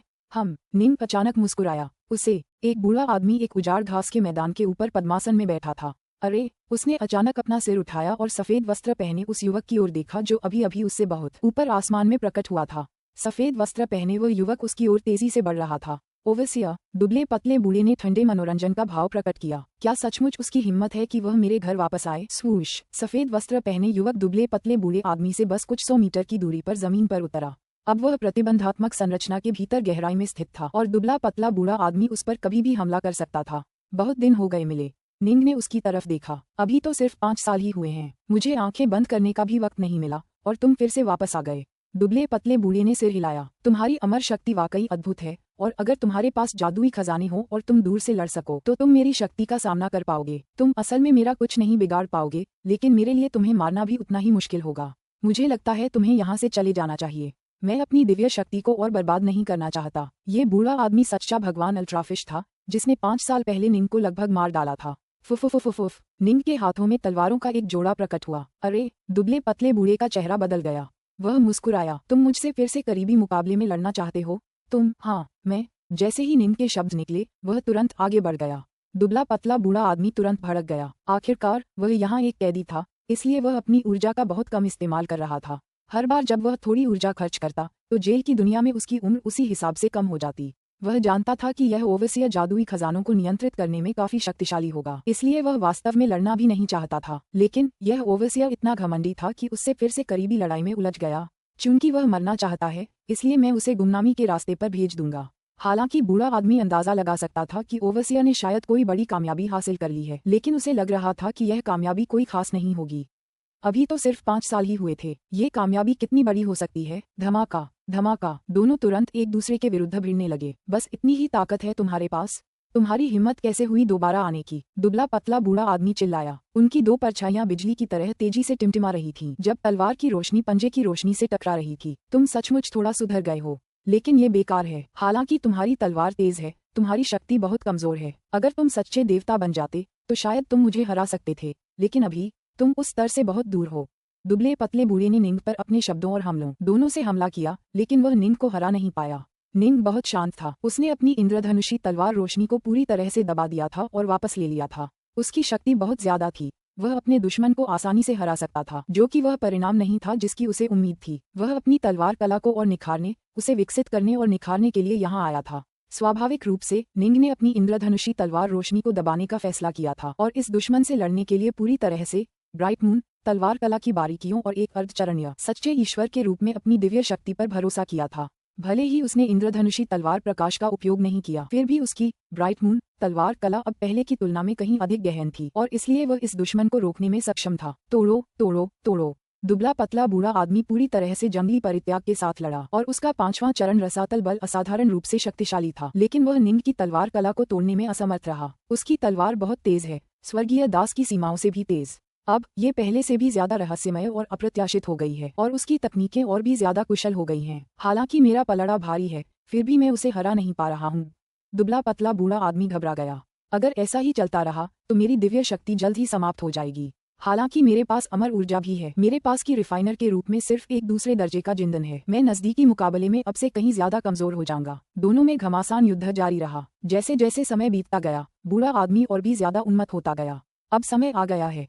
नींद को अब बूढ़े आदमी की पंजा कला में कुछ भी नया नजर नहीं आ रहा था, जिससे ये लड़ाई अब उसके लिए बेकार हो गई थी। उसके हाथों में डाकनॉर्थ तलवार तुरंत इंद्रधनुषी रंगों से चमक उठी। तलवार भगवान मंच, दुबले पतले बूढ़े आदमी ने चौंक कर कहा। नींद की तलवार, जो इंद्रधनुषी तलवार की परत से ढकी हुई थी, की शक्ति तुरंत ही बहुत बढ़ गई और वह बूढ़े आदमी की पंजा कला से भी अधिक शक्तिशाली हो गई। स्लैश, तलवार की रोशनी बाहर की ओर बही, बूढ़े के पंजों को चकनाचूर कर दिया और एक अकेले भूतिया चाप में उसके शरीर को चीरती हुई निकल गई। बूढ़े का शरीर 2 टुकड़ों में बिखर गया, फिर तेजी से फिर से बन गया। बूढ़ा स्तब्ध होकर निंग को देखता रहा। सच्चे भगवान अल्ट्राफिश, क्या आप समर्पण करने को तैयार हैं? निंग ने उसकी ओर देखा। सच्चे ईश्वर अल्ट्रोफिश ने उसे कुछ देर तक घूरा, फिर अपना सिर नीचे कर लिया। मैं समर्पण करता हूँ। सच्चा देवता अल्ट्राफिश कभी भी अहंकारी या घमंडी नहीं था, क्योंकि पेंजिया के अराजकता राज्य में उसकी स्थिति बहुत ही साधारण थी। यहाँ लंबे समय तक कैद रहने के कारण ही वह रसातल के 5वें चरण तक पहुँचने में सफल रहा था, जिसके परिणामस्वरूप उसकी शक्ति में नाटकीय रूप से वृद्धि हुई। हालांकि वह बहुत पहले ही बड़ी शक्तियों के आगे सिर झुकाने का आदी हो चुका था। वह समर्पण करने का आदी था। मैंने ऐसे ही एक सच्चे ईश्वर को हरा दिया जो रसातल के 5वें चरण तक पहुंच गया था। निंग का चेहरा शांत था, लेकिन उसके दिल में बहुत उत्साह था। यह निश्चित रूप से एक कुलीन दावफादर की शक्ति थी। उसने न तो किसी सैन्य दल का इस्तेमाल किया था, न ही किसी दूत का। उसने तो बस अपने प्रतिद्वंद्वी को हराने के लिए अपने नजदीकी युद्ध कौशल का इस्तेमाल किया था। तलवार देवता शब्द अपने आप में अत्यंत भयावह आकृतियों के एक समूह का प्रतिनिधित्व करता था। सीमलेस गेट के पूर्व नंबर 1 हत्यारे दिवंगत तलवारपिता डार्कलाइट भी तलवार बल के 5वें चरण तक पहुंच चुके थे। विस्मयकारी रूप से प्रसिद्ध दाव पिता फुजू, जो विश्व देवता नॉर्थ वेस्ट के वश में थे, भी तलवार बल के 5वें चरण तक पहुंच चुके थे। और अब जी निंग भी तलवार बल के 5वें चरण तक पहुंच चुके थे और उन्होंने 5 खजाने तलवार कला में भी महारत हासिल कर ली थी। 5वीं अवस्था की तलवार शक्ति, स्वर्गीय दास की सीमाओं को पार करने वाली तकनीकों के साथ, यह निस्संदेह तीनों लोकों में विद्यमान सबसे भयानक रूप से शक्तिशाली तलवार कला थी। उसकी तलवार कला अब तलवार पिता डार्कलाइट की तुलना में और भी अधिक भयानक थी। यदि वर्तमान जी निंग पर एक बार फिर घात लगाया गया होता, जैसा कि कुछ साल पहले किया गया था, तो निंग स्वॉर्डफादर डार्कलाइट के घात हमले को रोक सकता था। पुस्तक 21, अध्याय 35, सच्चा ईश्वर शिव। हालांकि मैं बौद्ध धर्म और ताओवाद के नेताओं की तुलना में बहुत अधिक शक्तिशाली हो गया हूँ, फिर भी मुझमें अभी भी कुछ कमी है। अंत्युद आ रहा है। मैं जितना अधिक शक्तिशाली बनूंगा, उतना ही बेहतर होगा। स्वर्गदर्शी दीप्तिमान मीनार, मुझे इसे हासिल करना ही होगा। हालांकि जिनिंग इस खजाने की बहुत इच्छा रखता था, फिर भी उसने पहले सच्चे देव अल्ट्राफिश के साथ अपनी लड़ाई से प्राप्त अंतर्दृष्टि पर ध्यानपूर्वक चिंतन किया और उस लड़ाई में जो कुछ हुआ था उस पर चिंतन किया। सच्चे भगवान अल्ट्राफिश के खिलाफ अपनी लड़ाई के 3 दिन बाद निंग अंततः सच्चे भगवान शियू के क्षेत्र के लिए रवाना हुआ। फूलों और घास से भरी एक खूबसूरत पहाड़ी घाटी। यहाँ एक चांदी के बालों वाला आदमी फूलों की देखभाल कर रहा था। फुश, दूर से एक काला बिजली सा सांप उसकी ओर उड़ता हुआ आया और तुरंत ही उसके ऊपर हवा में आ पहुंचा। अरे, चांदी के बालों वाले आदमी ने सिर उठाकर एक नजर डाली। उसने देखा कि एक सफेद वस्त्र पहने युवक स्वर्ग से उसकी ओर उतर रहा है। तो आप नए ओवसियर हैं? चांदी के बालों वाला आदमी हैरान होकर निंग की ओर देखने लगा। सच्चे देवता शियू, क्या सचमुच आप में माली बनने लायक ऊर्जा और सूझबूझ है? निंग ने कहा, इस कारागार की दुनिया की लगभग सारी आदिम अराजकता ऊर्जा को परिष्कृत करके अराजकता अमृत में परिवर्तित किया जा रहा है। सभी ज्येष्ठ देवता, पूर्वज अमर, सर्वोच्च सच्चे देवता और सच्चे अमर बची हुई थोड़ी सी आदिम अराजकता से ऊर्जा अवशोषित करने की पूरी कोशिश कर रहे हैं। आपके पास इसकी बहुत कम मात्रा ही उपलब्ध है, फिर भी आप इसका उपयोग इन फूलों की देखभाल के लिए करते हैं। कारागार का वातावरण अत्यंत कठोर और भयावह था। यह निरंतर अंधेरे में डूबी दुनिया थी। हालांकि सच्चे भगवान शियू की घाटी में हर जगह सुगंधित फूल खिले हुए थे। यह उस 1000 किलोमीटर के प्रतिबंधात्मक ढांचे के बाहर के क्षेत्र से बिल्कुल अलग था जो उन्हें यहाँ रोके हुए था। स्पष्ट रूप से ये सच्चे भगवान शियू ही थे जो इन फूलों की देखभाल कर रहे थे। अगर मेरा अनुमान सही है तो वे ज्येष्ठ देवता और अमर पितृगण आदिम अराजकता से अवशोषित ऊर्जा का उपयोग अपनी संपदा जगत के खजानों को बनाए रखने के लिए कर रहे हैं। उनकी संपदा जगत के खजानों के भीतर एक दुनिया है जिसमें अनेक जीव जंतु रहते हैं और इसलिए ज्येष्ठ पितृगण और अमर पितृगण ने अपने मन और अपने अवतारों को उन दुनियाओं में भेजा है जहां वे विचरण करते हैं और जीवन के उतार चढ़ाव का अनुभव करते हैं। सच्चे देवता शियू धीरे से हंसे, लेकिन यह एक कमजोर व्यक्ति का व्यवहार है। निंग चौंक गया। अब जब वे यहाँ कैद हो गए हैं तो उन्होंने अपनी सारी प्रेरणा और इच्छा शक्ति खो दी है। उन्हें बस जीवन का आनंद लेने की परवाह है। सच्चे भगवान शियू ने ठंडी हंसी हंसी। उनके काम बिल्कुल गलत नहीं है। निंग ने सिर हिलाया। वे अनगिनत सालों से यहाँ कैद हैं। कितने लोग इतने लंबे समय तक इतना अकेलापन सहने को तैयार होंगे? अगर वे इसे बर्दाश्त नहीं कर सकते तो वे किसी दूसरी दुनिया में जाकर जिंदगी का आनंद क्यों नहीं लेते? कमजोर लोग। सच्चे भगवान शियू ने ठंडी हंसी हंसी। उन्होंने यहाँ से भागने की उम्मीद पूरी तरह छोड़ दी है। ओह, तुमने हार नहीं मानी? निंग ने उसकी ओर देखा। मैंने कभी हार नहीं मानी। मैं अनंत बल और ताइजी बल का प्रशिक्षण लेता हूँ। मुझे बस इनमें से किसी एक के छठे चरण तक पहुँचने की जरूरत है और मैं इन बेड़ियों को तोड़ दूंगा। दरअसल मैं अपनी आज़ादी वापस पाकर इस पूरी कारागार दुनिया को तहस नहस कर दूंगा। सच्चे देवता शियू ने इसे बिल्कुल भी छिपाने की कोशिश नहीं की। यहाँ कैद सभी अमर और दुष्ट देवता, जिनमें बड़े देवता और पैतृक अमर भी शामिल थे, एक महत्वपूर्ण सफलता हासिल करने और अपनी बेड़ियां तोड़ने, फिर कारागार दुनिया को तोड़कर निकल जाने की उम्मीद कर रहे थे। अगर तुम छठे चरण तक पहुंच गए तो तुम विश्व स्तरीय शक्ति पर पहुंच जाओगे। निंग ने सिर हिलाया। ये सचमुच संभव होगा, लेकिन तुम यहाँ बहुत लंबे समय से कैद हो, लगभग 5 अराजकता चक्र। सच्चे भगवान शियू ने निंग को घूरते हुए सिर हिलाया। मुझे पता है तुम क्या कहने वाले हो। तुम कहोगे, अगर कोई व्यक्ति एक अराजकता चक्र के भीतर विश्व स्तर तक पहुंचने में असमर्थ है तो उसके लिए उस सफलता को प्राप्त करना हमेशा के लिए असंभव हो जाएगा। क्या मैं सही हूँ? निंग ने उसकी तरफ देखा। ये तो आम बात थी। पेंजिया के कैदियों की कई यादों को खंगालने के बाद उसने बहुत कुछ सीखा था। निंग ने विश्व देवता नॉर्थरेस्ट द्वारा दी गई जानकारी से सामान्य ज्ञान के कई अंश भी सीखे थे। अगर कोई व्यक्ति एक ही अराजकता चक्र में विश्व स्तर तक नहीं पहुंच पाता तो उसके लिए जीवन भर सफल होना लगभग असंभव था। लेकिन जिंदगी में कोई निरपेक्षता नहीं होती। एक मौका हमेशा मौजूद रहता है। सच्चे भगवान शियू ने निंग को घूरते हुए दांत पीस लिए। निंग ने सिर हिलाया। ये सच था। सच में कोई निश्चितता नहीं होती। उदाहरण के लिए, हो सकता है कि कोई व्यक्ति केवल इसलिए सफलता प्राप्त न कर पाया हो क्योंकि उसकी साधना तकनीकें बहुत कमजोर थीं या उसके पास कोई अच्छा गुरु नहीं था। हो सकता है कि वह एक मात्र ज्येष्ठ देवता बनने के लिए कठिन परिश्रम के कई चक्रों से गुजरा हो। हालांकि एक बार जब उसे किसी उच्च स्तरीय साधना तकनीक के बारे में विस्तृत जानकारी या किसी विश्व स्तरीय विशेषज्ञ से मार्गदर्शन मिल जाता है तो वह जल्दी ही अगले चरण में पहुंच जाता है और स्वयं एक विश्व देव बन जाता है। या शायद किसी बड़े देवता या पूर्वज अमर को कोई अप्रत्याशित घटना का अनुभव हो सकता है जिससे सफलता मिल सकती है। संक्षेप में, भाग्य के भाग्यशाली प्रहार की संभावना हमेशा बनी रहती है। तीनों लोगों की किसी भी प्रमुख शक्ति के पास वास्तव में उच्च स्तरीय साधना तकनीकें उपलब्ध नहीं थीं और न ही उनमें से किसी को विशेष रूप से शक्तिशाली व्यक्तियों द्वारा निर्देशित किया गया था। होवेई इसका एक अच्छा उदाहरण था। हालांकि वह एक अराजकता चक्र से भी अधिक समय से जीवित था। उसने स्वयं ही कठिन प्रशिक्षण लिया था और अपनी हृदय बल तकनीक, साथ ही अपनी तीरंदाजी तकनीकों को भी स्वयं ही विकसित किया था। हालांकि अगर उसे वास्तव में उच्च स्तरीय तकनीकें दी गई होती या उसे वास्तविक महल का मार्गदर्शन प्राप्त होता तो ये पूरी तरह संभव था कि वह अब तक विश्व देवता बन चुका होता। यहाँ जेल की दुनिया में सच्चे भगवान शियू को कोई भी संरक्षण देने वाला नहीं है और न ही उसे कोई भाग्यशाली मुलाकात होगी। लगभग 5 अराजकता चक्र बीत चुके हैं, लेकिन वह अभी भी विश्व स्तर तक पहुँचने की इच्छा रखता है। ये वास्तव में लगभग असंभव है। निंग खुद को रोक नहीं सका और मन ही मन आहें भरने लगा। मैं यहाँ सिर्फ एक ही कारण से आया हूँ। निंग ने उसकी ओर देखा। बोलो। सच्चे भगवान शिव ने शांति से निंग को देखा। वह इस ओवसिया का जरा भी सम्मान नहीं करता था। आपका हेवनगेजर टॉवर ऑफ रेडियंस, निंग ने कहा। सच्चे भगवान शिव का चेहरा बदल गया। उसने निंग को घूरा, फिर एक ठंडी हंसी हंसी। तुम्हें सचमुच हेवनगेजर टॉवर के बारे में पता है ना? क्या तुम चाहते हो कि मैं तुम्हें कैओस का खजाना दूं? तुम एक मामूली ओवसिया, तुम्हारा काम तो बस इस जेल की दुनिया पर नजर रखना है। तुम्हें बस यहाँ से चले जाना चाहिए और मुझे परेशान करना बंद कर देना चाहिए। उसे निंग से बात करने की भी जहमत नहीं उठानी पड़ी। वह इतना कीमती खजाना किसी और को कैसे सौंप सकता था? अगर ऐसा है तो मेरे पास तुमसे लड़ने के अलावा कोई विकल्प नहीं होगा। निंग के हाथों में तलवारों का एक जोड़ा दिखाई दिया। तुम सचमुच मुझ पर हमला करने की हिम्मत करोगे? सच्चे भगवान शिव चौंक गए। तुम पेंजिया के सदस्य नहीं हो। पेंजिया का अराजकता साम्राज्य आमतौर पर प्रथम श्रेणी के जिंदान के साथ दिव्य अमरों को पर्यवेक्षक के रूप में भेजता था। कोई दिव्य अमर उस पर हमला करने की हिम्मत कैसे कर सकता था? पेंजिया नष्ट हो गया है। निंग ने अपनी तलवारें हाथों में पकड़ लीं। ये कारागार अब मेरे नियंत्रण में है और तुम मेरे कैदी हो। मैं तुम्हें मारना नहीं चाहता, लेकिन तुम हेवनगेजर टॉवर मुझे सौंप दोगे। तुम्हारे सपनों में, सच्चे भगवान शिव ने रुकी हुई आवाज में जवाब दिया। तो फिर हमें बस लड़ना होगा। स्वूश। निंग के शब्द अभी भी घाटी में गूंज रहे थे, लेकिन उसकी तलवार की बिजली जैसी तेज रोशनी पहले ही सच्चे देवता शिव तक पहुंच चुकी थी। यह निंग की ब्राइट मून तलवार कला का सबसे तेज रुख था। रक्त बूंद रुख। कितनी तेज तलवार है। सच्चे भगवान शिव को झटका लगा। अब उसकी हिम्मत नहीं बची थी कि वह बेधड़क हो, और उसने अपने हाथों में दो छोटी छोटी लाठियां भी निकालीं। लाठियां सुनहरी रोशनी से चमक रही थीं, और लाठियों का सिरा त्रिकोणीय था जो बेहद तेज लग रहा था। झनकार। सच्चे भगवान शिव के दो डंडों ने उनके सामने एक विशाल ताइजी आरेख की धुंधली रूपरेखा प्रकट कर दी थी, जिससे निंग का तलवार वार रुक गया। ऐसा करने के बाद उन्होंने अचानक अपने दो डंडों को घुमाया, जिससे ताइजी आरेख एक काले प्रकाश के गोले में बदल गया और उसे उन्मत्त शक्ति के साथ निंग की ओर प्रहार करने के लिए भेज दिया। धमाका। निंग की अपनी तलवार की रोशनी दो काले छिद्रों में बदल गई जब उसने 16 मुद्रा का इस्तेमाल करके उसे रोका। उसने महसूस किया कि ऊर्जा का एक अतुलनीय रूप से क्रूर और विचित्र उभार उस पर टूट पड़ा, और वह खुद को पीछे की ओर उछलने से नहीं रोक सका। कितनी जबरदस्त शक्ति।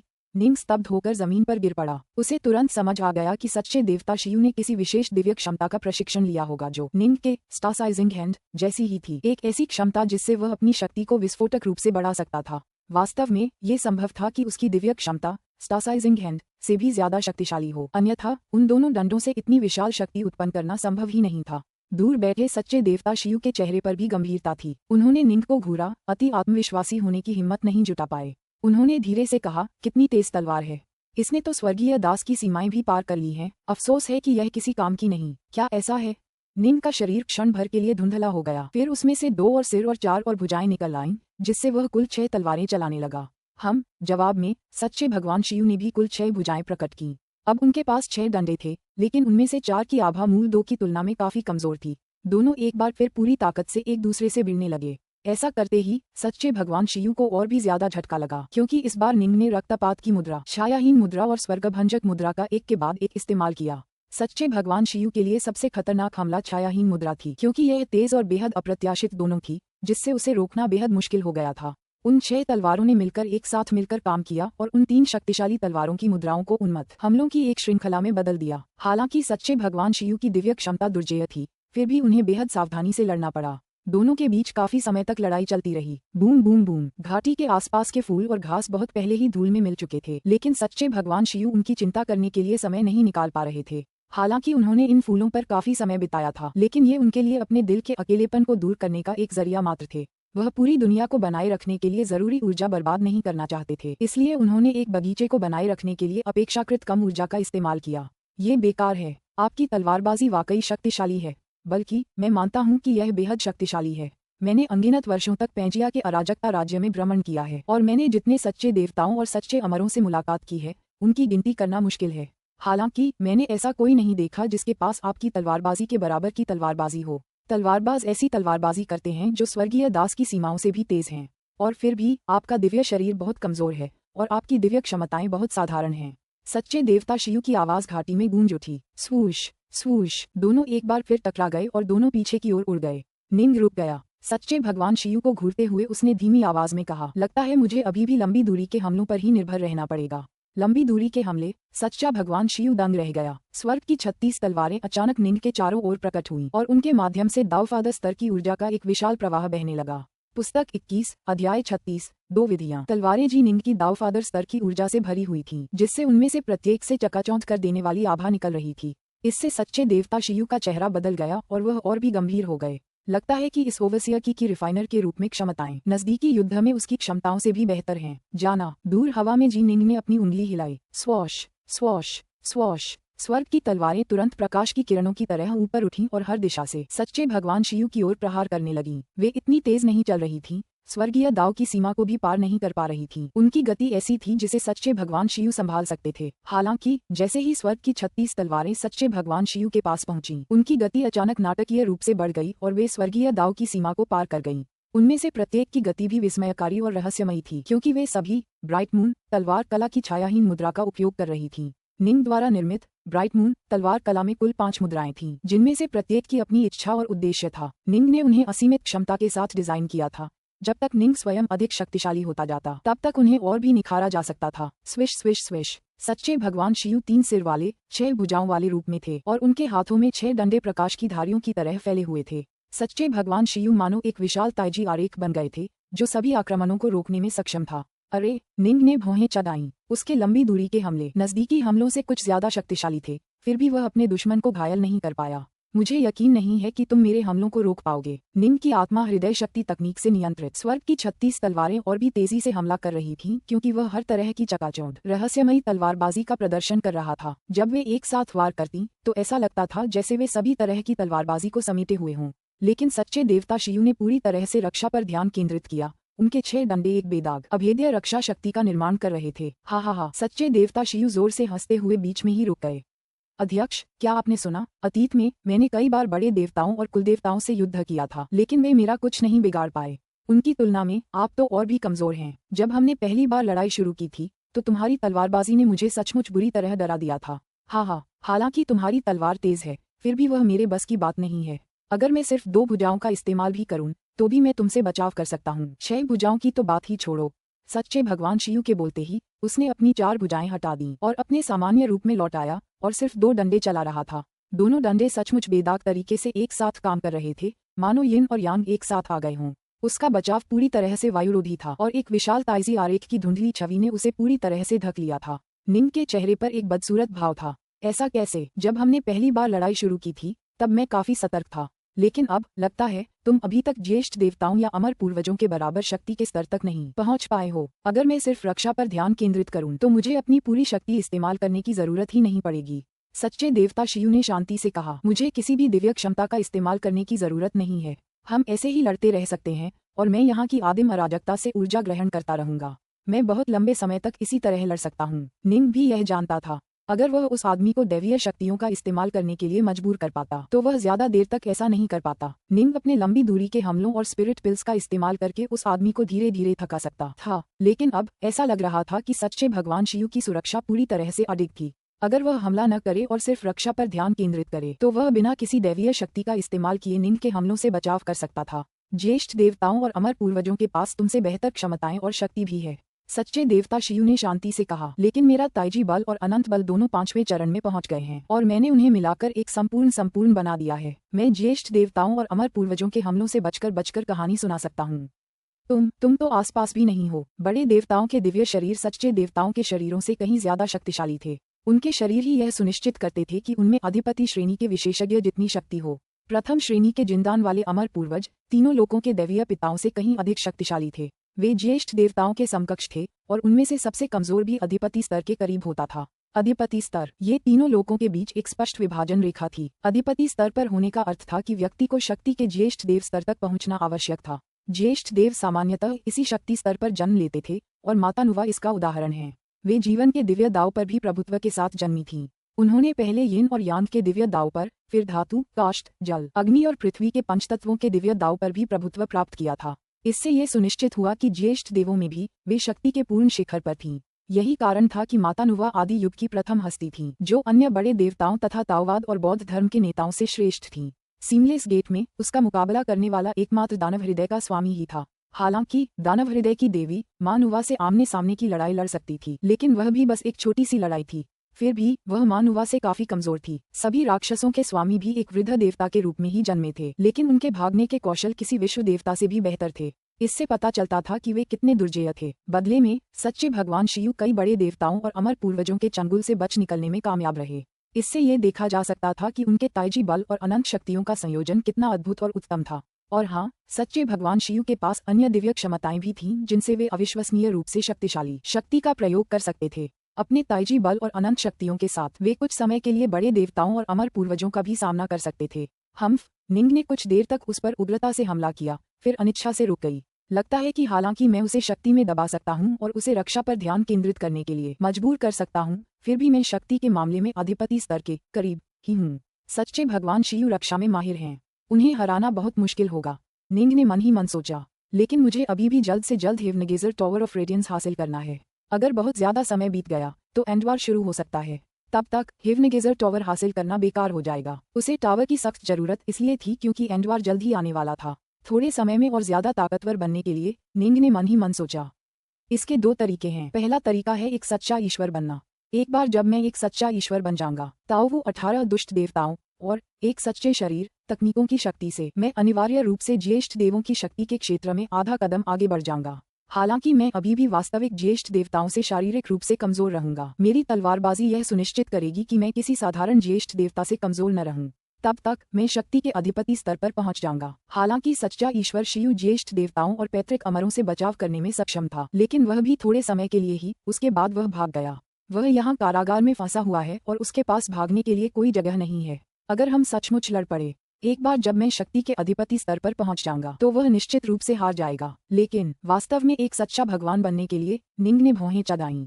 तकनीकी रूप से कहें तो उसे बहुत पहले ही सच्चा परमेश्वर बनने के लिए सभी आवश्यकताओं को पूरा कर लेना चाहिए था। पहली आवश्यकता एक पूर्ण दिव्य शरीर की थी और उसका शरीर बहुत पहले ही उस स्तर पर पहुंच चुका था। दूसरी आवश्यकता एक महान दाव में निपुणता प्राप्त करने की थी और निंग पहले ही 3 में निपुणता प्राप्त कर चुका था। बिजली का महान दाव, जलबूंद का महान दाव और तलवार का महान दाव। एकांत विश्व देवता के अनुसार मुझे अंतहीन एकांत के बीच से प्रेरणा की एक चिंगारी ढूंढनी होगी। एक बार जब मैं उसे पालूंगा तो मैं अपनी सफलता प्राप्त कर सकूंगा। यह बहुत ही अस्पष्ट और रहस्यमय लगता है। उफ, एकांत विश्व देवता के लिए सबसे जरूरी चीज है समय। मेरे पास जिस चीज की सबसे ज्यादा कमी है वह भी समय ही है। निंग ने अपना सिर हिलाया। इस तकनीक के प्रशिक्षण का महत्वपूर्ण हिस्सा एकांत शब्द में निहित है। एक बार जब कोई वास्तव में इसमें साधना करने लगे तो वह बिना हिले डुले एकांत सूखे पेड़ की तरह वहीं बैठा रहेगा। तभी उसे अंतर्दृष्टि की वह आवश्यक चिंगारी मिल पाएगी। इस तकनीक में आमतौर पर काफी समय लगता था। दूसरा तरीका है वायलेट ज्वेल का इस्तेमाल करना। निंग ने मन ही मन सोचा। वायलेट ज्वेल विश्व देवता नॉर्थरेस्ट का सबसे महत्वपूर्ण हथियार था और यह इतना शक्तिशाली है कि केओस इमॉर्टल्स और विश्व देवता भी इसके दीवाने हो जाएंगे। विश्व देवता नॉर्थरेस्ट के अनुसार अगर मैं इस हथियार की ऊपरी परत की भी मरम्मत कर सकूं तो इसकी शक्ति किसी भी केओस खजाने से कहीं ज्यादा होगी। अगर मैं इस हथियार का इस्तेमाल कर सकूं तो मेरी शक्ति भी नाटकीय रूप से बढ़ जाएगी। तुलनात्मक रूप से वायलेट ज्वेल को समय पर ठीक करने की मेरी संभावना शायद बेहतर है। निंग ने खुद से सिर हिलाया। उसने वायलेट ज्वेल की सतह को लगभग 20% तक सुधार लिया था। अब वह तलवारबाजी के 5वें चरण में पहुंच गया था। हालांकि वह सच्चे देवता शिव को हरा नहीं पाया, लेकिन शिव को पूरी जेल की दुनिया के सबसे शक्तिशाली और सबसे उपद्रवी देवताओं में से एक माना जाता था। दूसरे सच्चे देवताओं से निपटना ज्यादा आसान होना चाहिए। वह उन सभी को पार कर सकता था, उनके खजाने को प्राप्त कर सकता था और फिर उनका उपयोग वायलेट ज्वेल की सतह परत की मरम्मत के लिए कर सकता था। तो फिर शुरू करते हैं। एक क्षण विचार करने के बाद निंग एक काले बिजली के सांप के रूप में घाटी से बाहर उड़ गया और क्षितिज में गायब हो गया। सच्चे भगवान शिव ने निंग को जाते हुए देखा। उसकी आंखों में एक ठंडी नजर थी। वह मेरा खजाना छीनना चाहता है। मेरे पास 3 अराजकता के खजाने हैं। अगर मेरे पास कुछ तरकीबें न होती तो दूसरे लोग कब के मुझसे वो खजाने छीन चुके होते। उफ, धिक्कार है इस बात पर कि मैं यहाँ कैद हूँ और मेरे पास भागने की कोई जगह नहीं है। बचाव में कुशल होने के साथ साथ वह भागने में भी कुशल था, लेकिन अफसोस अब वह बेड़ियों में जकड़ा हुआ था और उसके पास भागने की कोई जगह नहीं थी। जहां तक निंग का सवाल है, उसने कारागार जगत के सच्चे देवताओं और सच्चे अमरों के विरुद्ध बड़े पैमाने पर कार्रवाई शुरू कर दी। यहाँ सच्चे देवताओं और सच्चे अमरों की संख्या स्वर्ग के देवताओं और स्वर्गीय अमरों की तुलना में कहीं कम थी। इसलिए निंग उनमें से हर एक को महत्व देता था। हर युद्ध के बाद वह तुरंत किसी भी नई अंतर्दृष्टि पर ध्यान करता था जो उसे महसूस होती थी कि उसने प्राप्त की है, ताकि इन युद्धों से अधिकतम लाभ प्राप्त किया जा सके। पुस्तक 21 अध्याय 37 रक्तकमल खिलता है। कुछ सच्चे देवता और सच्चे अमर जी निंग से कहीं कमजोर थे। उनके पास केवल एक साधारण दावफादर जितनी शक्ति थी, इसलिए जी निंग उन्हें आसानी से हरा सकता था। उनसे युद्ध करके उसे ज्यादा अंतर्दृष्टि भी नहीं मिली। उसके बाद उसने केवल कुछ घंटे ध्यान में बिताए। अधिक शक्तिशाली या विशेष योग्यता वाले लोगों से युद्ध करने के बाद निंग को अपने युद्ध पर ध्यानपूर्वक विचार करने में 7 या 8 दिन लग सकते थे। निंग ने जेल की दुनिया में अपनी खोज शुरू करने के 12 महीने बाद खुद को घने कोहरे से भरे एक क्षेत्र में पाया जहां एक सच्चा अमर बंदी रखा गया था। धमाक धमाक धमाक, कोहरे के भीतर से एक बड़े युद्ध की आवाजें गूंज रही थीं, जिससे कोहरा भी हिलने डुलने लगा। कोहरे के भीतर जाओ, बैंगनी आंखों वाली उन्मत्त महिला ने निंग की ओर इशारा किया, जिससे काले प्रकाश से भरा आकाश निंग की ओर चमक उठा। निंग ने अपने हाथों में 2 तलवारें पकड़ी और धीरे धीरे हवा में कदम रखते हुए आगे बढ़ रहा था। उसे अपने प्रतिद्वंदी पर हमला करने की कोई जल्दी नहीं थी। वह बस धीरे धीरे हवा में आगे बढ़ा, जिससे उसके प्रतिद्वंदी को उस पर हमला करने का भरपूर समय मिल गया। हालांकि वायलेट ज्वेल की मरम्मत के लिए पर्याप्त खजाने इकट्ठा करना जरूरी था, लेकिन उसकी अपनी व्यक्तिगत कुशलता और शक्ति ही उसकी ताकत का असली आधार थी। उसे इन सच्चे देवताओं और सच्चे अमरों के खिलाफ हर लड़ाई को गंभीरता से लेना था। फुफ फुफ फुफ, निंग की तलवार की रोशनी अप्रत्याशित रूप से बदलती रहती थी। उसने दुश्मन के सभी हमलों से बचाव के लिए अपनी आक्रामक मुद्रा छायाहीन का भी इस्तेमाल किया। इससे पता चलता था कि उसकी तलवारबाजी कितनी उत्कृष्ट हो गई थी और वह अपने दुश्मन की तुलना में कितना श्रेष्ठ था। क्या ये तुम्हारा अंतिम हमला है? निंग बोलते हुए आगे बढ़ता रहा। बैंगनी आंखों वाली औरत का चेहरा पीला पड़ गया था। वह गुर्राई, वापस आओ। फुफ, तुरंत काली रोशनी की अनगिनत धारियां उसकी ओर उड़कर उसके शरीर में समा गईं। तब जाकर उसके चेहरे का रंग थोड़ा सा वापस आया। तुम मुझसे कहीं ज्यादा ताकतवर हो। अगर तुम चाहते हो कि मैं झुक जाऊं, तो मैं झुक जाऊंगी। बैंगनी आंखों वाली महिला ने सीधे सीधे यह फैसला ले लिया। 192। निंग ने सिर हिलाया और धीरे से खुद से बुदबुदाया। बैंगनी आंखों वाली औरत दंग रह गई। ओवसिया का उस नंबर को बुदबुदाने का क्या मतलब था? ठीक है, निंग ने एक पल सोचा। मैंने जेल की दुनिया के 192 सच्चे देवताओं और सच्चे अमर देवताओं को मार गिराया है। यह उनमें से आधे से भी ज्यादा है। वायलेट ज्वेल की ऊपरी परत की मरम्मत के लिए इतने खजाने काफी होने चाहिए। यहाँ दिव्य अमर और स्वर्ग के देवताओं से प्राप्त सभी खजाने, सच्चे देवताओं और सच्चे अमर से प्राप्त कुछ खजानों के साथ मिलकर वायलेट ज्वेल की सतह की क्षति का केवल 5वां हिस्सा ही ठीक कर पाए थे। इस बार उसने कहीं ज्यादा खजाना इकट्ठा कर लिया था। शायद यही काफी था। अब कोशिश करने का समय आ गया है। निंग ने तुरंत अपने अभियान को अस्थायी रूप से रोकने का निर्णय लिया और इसके बजाय वायलेट ज्वेल की मरम्मत करने का प्रयास करने लगा। लेकिन निश्चित रूप से वायलेट ज्वेल की मरम्मत करने से पहले उसे वह काम पूरा करना था जिसके लिए वह यहाँ आया था। निंग ने अपना हाथ बढ़ाया और उसे बैंगनी आंखों वाली महिला के सिर पर रख दिया। निंग हर एक सच्चे ईश्वर और सच्चे अमर की स्मृतियों को खंगालने वाला था। शायद उसे कुछ ऐसी जानकारी मिल जाए जो उसके काम आ सके।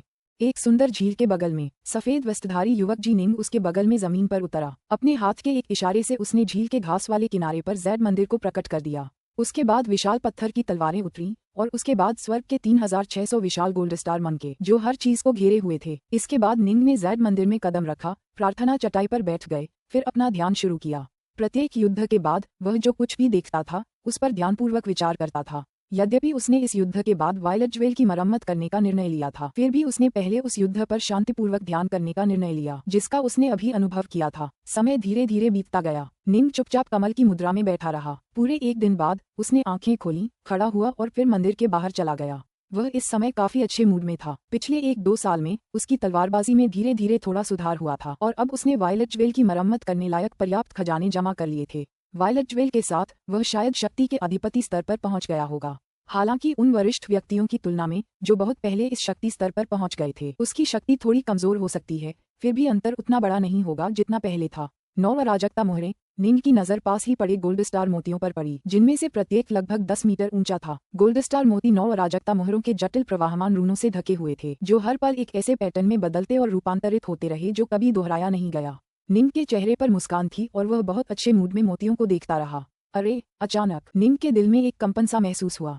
वह लगातार बदलते रूनों को गौर से देखने लगा। वह पूरे 1 घंटे तक बिना पलक झपकाए रून्स को देखता रहा और फिर वह घास पर बैठ गया और तुरंत अपनी आंखें बंद कर लीं। लगभग 1 दिन तक घास पर ध्यान करने के बाद निंग ने अपनी आंखें खोलीं। उठो, निंग ने इच्छा व्यक्त की। धमाका धमाका धमाका धमाका धमाका। 3600 गोल्ड स्टार मन के एक विशाल, चमकदार, सघन समूह में हवा में उठ गए। वे आकाश के तारों की तरह हवा में ऊंचे लटके हुए थे। निंग की शक्तिशाली अमर ऊर्जा ने तुरंत हर एक गोल्ड स्टार मनके को भर दिया। फिर उसने उन पर अपनी इच्छा थोपी, जिससे वे तेजी से रूपांतरित हो गए। हर एक गोल्ड स्टार मनके की आभा शक्ति में बढ़ने लगी। वास्तव में हर एक गोल्ड स्टार मन का उच्च स्तरीय प्रोटोकॉस्मिक आत्मा खजाने से भी अधिक शक्तिशाली होता हुआ प्रतीत हुआ। इससे पहले कि सुदृढ़ीकरण प्रक्रिया समाप्त हो जाए, मैंने अंततः तीसरी अराजकता सील पर पूरी तरह से महारत हासिल कर ली है, निंग ने खुद से धीरे से कहा। उसका अवचेतन मन अचानक एक ऐसी जगह से जुड़ गया था जो निंग से असीम रूप से दूर थी। वह स्थान अंतरिक्ष से परे था, समय से परे था, दूरी से भी परे था। निंग ने पहले कभी इस जगह का एहसास नहीं किया था। अब जब उसने तीसरी अराजकता मुहर पर महारत हासिल कर ली थी तो अराजकता मुहरों की सहायता से उसकी शक्तिशाली हृदय शक्ति उसे अस्पष्ट रूप से इसका एहसास करा रही थी। मारना, मारना, मारना, यह एक ऐसी जगह थी जो असीम हत्या और मौत के माहौल से भरी हुई थी। यह उससे बहुत दूर थी, लेकिन इस जगह को महसूस करते ही निंग का दिल कांप उठता था। और साथ ही यह माहौल उस जानलेवा इरादे को जगा देता था जो निंग ने अपने दिल में गहराई से दबा रखा था। वह जानलेवा माहौल जो सीमलेस गेट के प्रति उसकी नफरत और गॉड किंग को मारने की उसकी इच्छा से उपजा था। निंग की आंखें इस जानलेवा हमले से पूरी तरह लाल हो गईं। उसके शरीर की नसें बाहर निकलने लगीं, जो कांप रहा था। निंग के हृदय बल के कौशल के बावजूद उसे शांत होने में काफी समय लगा। उसे यह नहीं पता था कि तीसरी अराजकता मुहर पर महारत हासिल करने के बाद अलग अलग लोगों को अलग अलग चीजों का अनुभव होगा। उदाहरण के लिए, जब निंग नश्वर संसार में विचरण कर रहा था तो उसने दूसरी अराजकता मुहर पर महारत हासिल कर ली थी और भाग्य के कामकाज की गहरी समझ हासिल कर ली थी, जिससे वह उसके प्रति और भी ज्यादा अभ्यस्त हो गया था। अब उसका हृदय हत्या की इच्छा से भर गया था और उसकी हृदय शक्ति भी अत्यंत प्रबल थी। यही कारण था कि वह वध के सार के प्रति अभ्यस्त हो गया था। हफ हफ, निंग हाँफते हुए धीरे धीरे शांत हुआ, लेकिन जैसे जैसे वह शांत हुआ वह पहले से भी ज्यादा शांत हो गया। वह हवा में तैरते 3600 गोल्ड स्टार मोतियों को घूरता रहा। अब तक गोल्ड स्टार मोती कई बंद रक्तवर्णी कमल कलियों में बदल चुके थे। 3600 रक्तवर्ण कमल की कलियां वहां हवा में लटक रही थीं, इतनी सुंदर की भय उत्पन्न करने वाली थीं। घनीभूत हो जाओ, निंग ने इच्छा की। तुरंत 3600 कमल एक साथ विलीन होने लगे और जल्द ही कुल 36 विशाल रक्तवर्ण कमल कलियों में परिवर्तित हो गए। ब्लूम, निंग ने आदेश दिया। 36 सुंदर रक्तवर्ण कमल कलियां धीरे धीरे खिलने लगीं। पहले तो वे अत्यंत सुंदर थीं, पर खिलते ही हत्या और कत्लेआम का एक असीम आभामंडल तुरंत ही चारों ओर फैल गया। रक्तकमल केवल वध के लिए ही खिलता है। निंग समझ सकता था कि इन रक्तकमल के फूलों के रूप में स्वर्ण सितारा मन के कितने शक्तिशाली होंगे। स्वर्ग के स्वर्ण सितारा मनकों के अब 3 आदर्श रूप थे जिन्हें वे धारण कर सकते थे। पहला था मन का रूप, जो सबसे साधारण और सर्वांगीण था। दूसरा था दर्पण रूप, जो रक्षा के लिए सर्वथा उपयुक्त था। तीसरा था ये रक्तकमल रूप, जो वध के लिए सर्वथा उपयुक्त था। रक्तकमल द्वारा वध करने का तरीका सामान्य हथियारों से भिन्न था। ये गोल्ड स्टार मोती, हालांकि ये बहुमूल्य पदार्थों से बने थे, यानी तारों के नष्ट होने के बाद बची ऊर्जा से बनने वाले क्रिस्टल, लेकिन ये 9 अराजकता मुहरें ही हैं जो इन्हें असली शक्ति देती हैं और इन्हें सचमुच मूल्यवान बनाती हैं। निंग ये बात समझ गया। वह भाग्य के प्रति अधिक संवेदनशील क्यों हो गया और अंतहीन नरसंहार के उस दूरस्थ स्थान को भी क्यों महसूस कर पाया? इसका कारण ये 9 अराजकता मुहरें ही थीं। ताओवादी 3 पवित्रताओं की अमर वध तलवार संरचना 7वीं अराजकता मुहर से ली गई है। इसमें कोई आश्चर्य नहीं कि इसे तीनों लोगों की नंबर 1 संहार संरचना के रूप में जाना जाता है। निंग रक्तकमल के फूलों को घूर रहा था। उसका हृदय क्रोध और हत्या से भरा हुआ था, लेकिन साथ ही उसे एक अजीब अप्राकृतिक शांति का भी एहसास हो रहा था जो उसने पहले कभी महसूस नहीं की थी। रक्तकमल के फूलों को नियंत्रित करने से उत्पन्न विशेष मानसिक अवस्था में लीन निंग को अचानक अपने दिव्य शरीर में कुछ विशेष घटित होते हुए महसूस हुआ। उसका दिव्य शरीर पुनर्तः परिपूर्ण और दोषरहित था। उसके शरीर की प्रत्येक कोशिका पूरी तरह से दोषरहित थी। हालांकि अभी निंग को स्पष्ट रूप से यह आभास हो रहा था कि उसके शरीर का हर अंग कामना से भरा हुआ था, एक अत्यंत शक्तिशाली कामना। ऐसा लग रहा था जैसे उसका शरीर भूखा मर रहा हो। यह अनुभूति बहुत स्पष्ट थी और निंग उसे बमुश्किल महसूस कर पा रहा था। लेकिन अचानक निंग के मन में एक विचार आया। उसने धीरे से बुदबुदाया, एकांत विश्व देवता में कहा गया है कि एकांत में अपने शरीर से प्रेरणा की एक चिंगारी ढूंढनी चाहिए। अगर तुम्हें वह मिल जाए तो तुम सच्चे ईश्वर के स्तर पर पहुंच पाओगे। लगता है मेरा शरीर बहुत पहले ही तैयार था। ये भूखा रहा है, लेकिन पहले मुझे इसका एहसास ही नहीं होता था। मुझे समझ ही नहीं आता था कि मुझे क्या करना चाहिए, लेकिन अब मैंने इसे पा लिया है। मुझे वह चिंगारी मिल गई है। निंग ने मुस्कुराते हुए धीरे से खुद से ये शब्द कहे। पुस्तक 22 अध्याय 1 एक सच्चा परमेश्वर बनना। जी। निंग ने अपनी आंखें खोलीं और अपने आसपास हवा में लहराते खूबसूरत रक्तकमल के फूलों को देखा।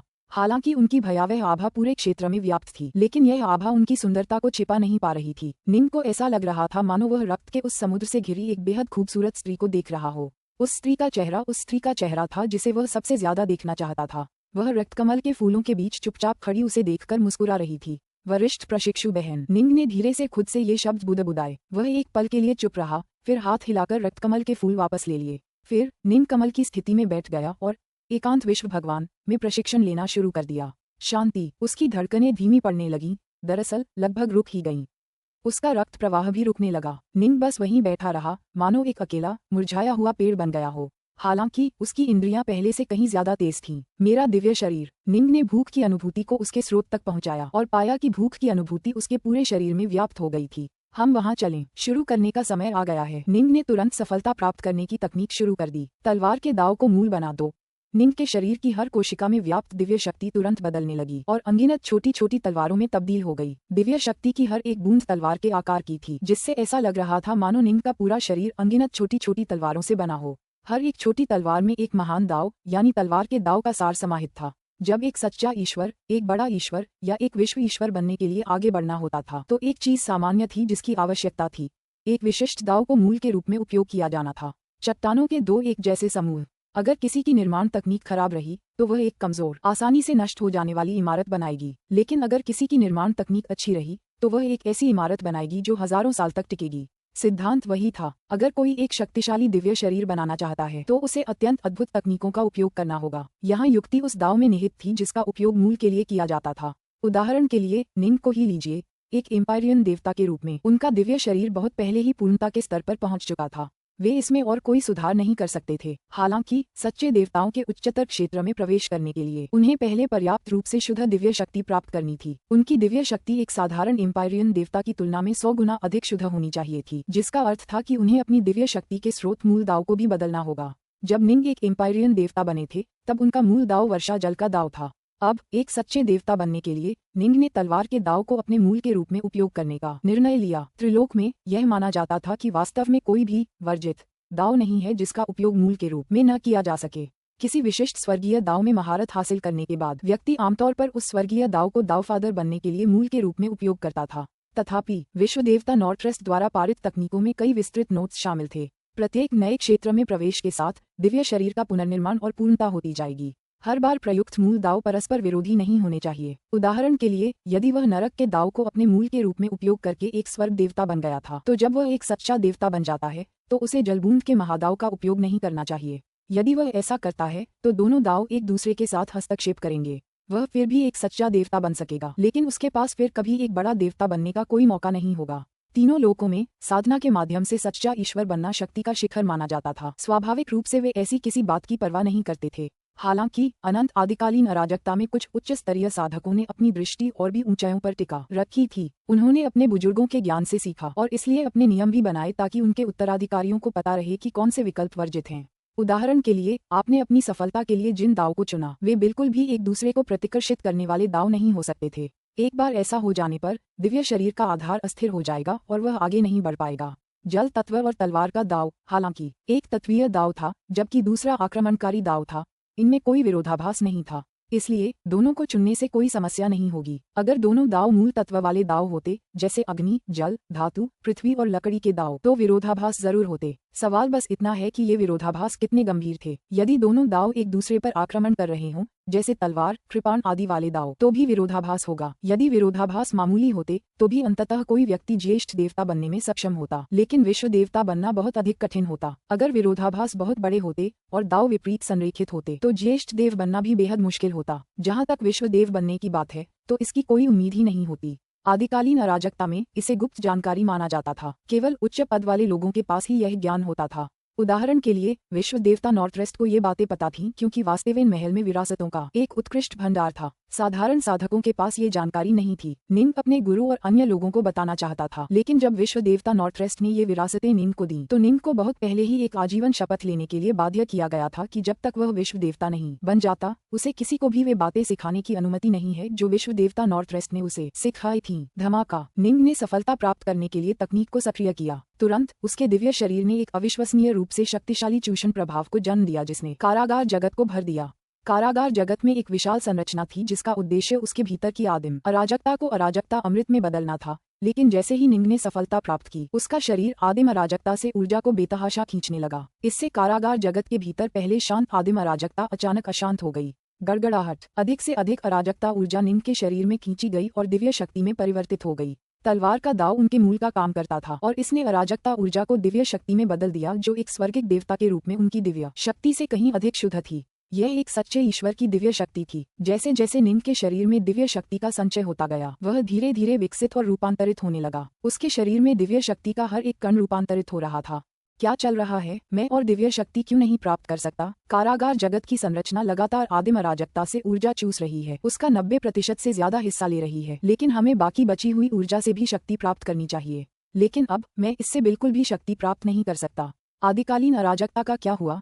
यह इतनी उन्मत्त और अशांत क्यों हो गई? कारागार की दुनिया में कैद बड़े देवता और अमर पूर्वज, असाधारण सच्चे देवता और अमर सच्चे देवता जो आदिकालीन अराजकता की शक्ति का उपयोग करने में सक्षम थे, जैसे कि सच्चे देवता शिव। सभी हैरान हो गए। एक सफलता, एक फेंट गॉड बॉडी रिफाइनर ने एक बड़ी सफलता हासिल की है। देखने में तो ये कम से कम सच्चे ईश्वर के स्तर की सफलता है। वास्तव में यह एल्डर गॉड के स्तर की सफलता भी हो सकती है।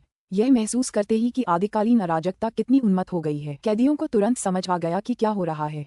हालांकि वे काफी हैरान थे। सामान्य तौर पर जिन लोगों में सफलता हासिल करने की पर्याप्त क्षमता होती है, वे बाहरी दुनिया में बहुत पहले ही ऐसा कर चुके होते। इस दुनिया में दास को महसूस करने का भी कोई तरीका नहीं था। पिछले 3 अराजकता चक्रों में एक भी कैदी ने इतनी बड़ी सफलता हासिल नहीं की थी। किसने अभी अभी भेद खोला था? कुछ कैदियों को तुरंत नए आए ओवसिया का ख्याल आया। क्या यह ओवसिया हो सकता है?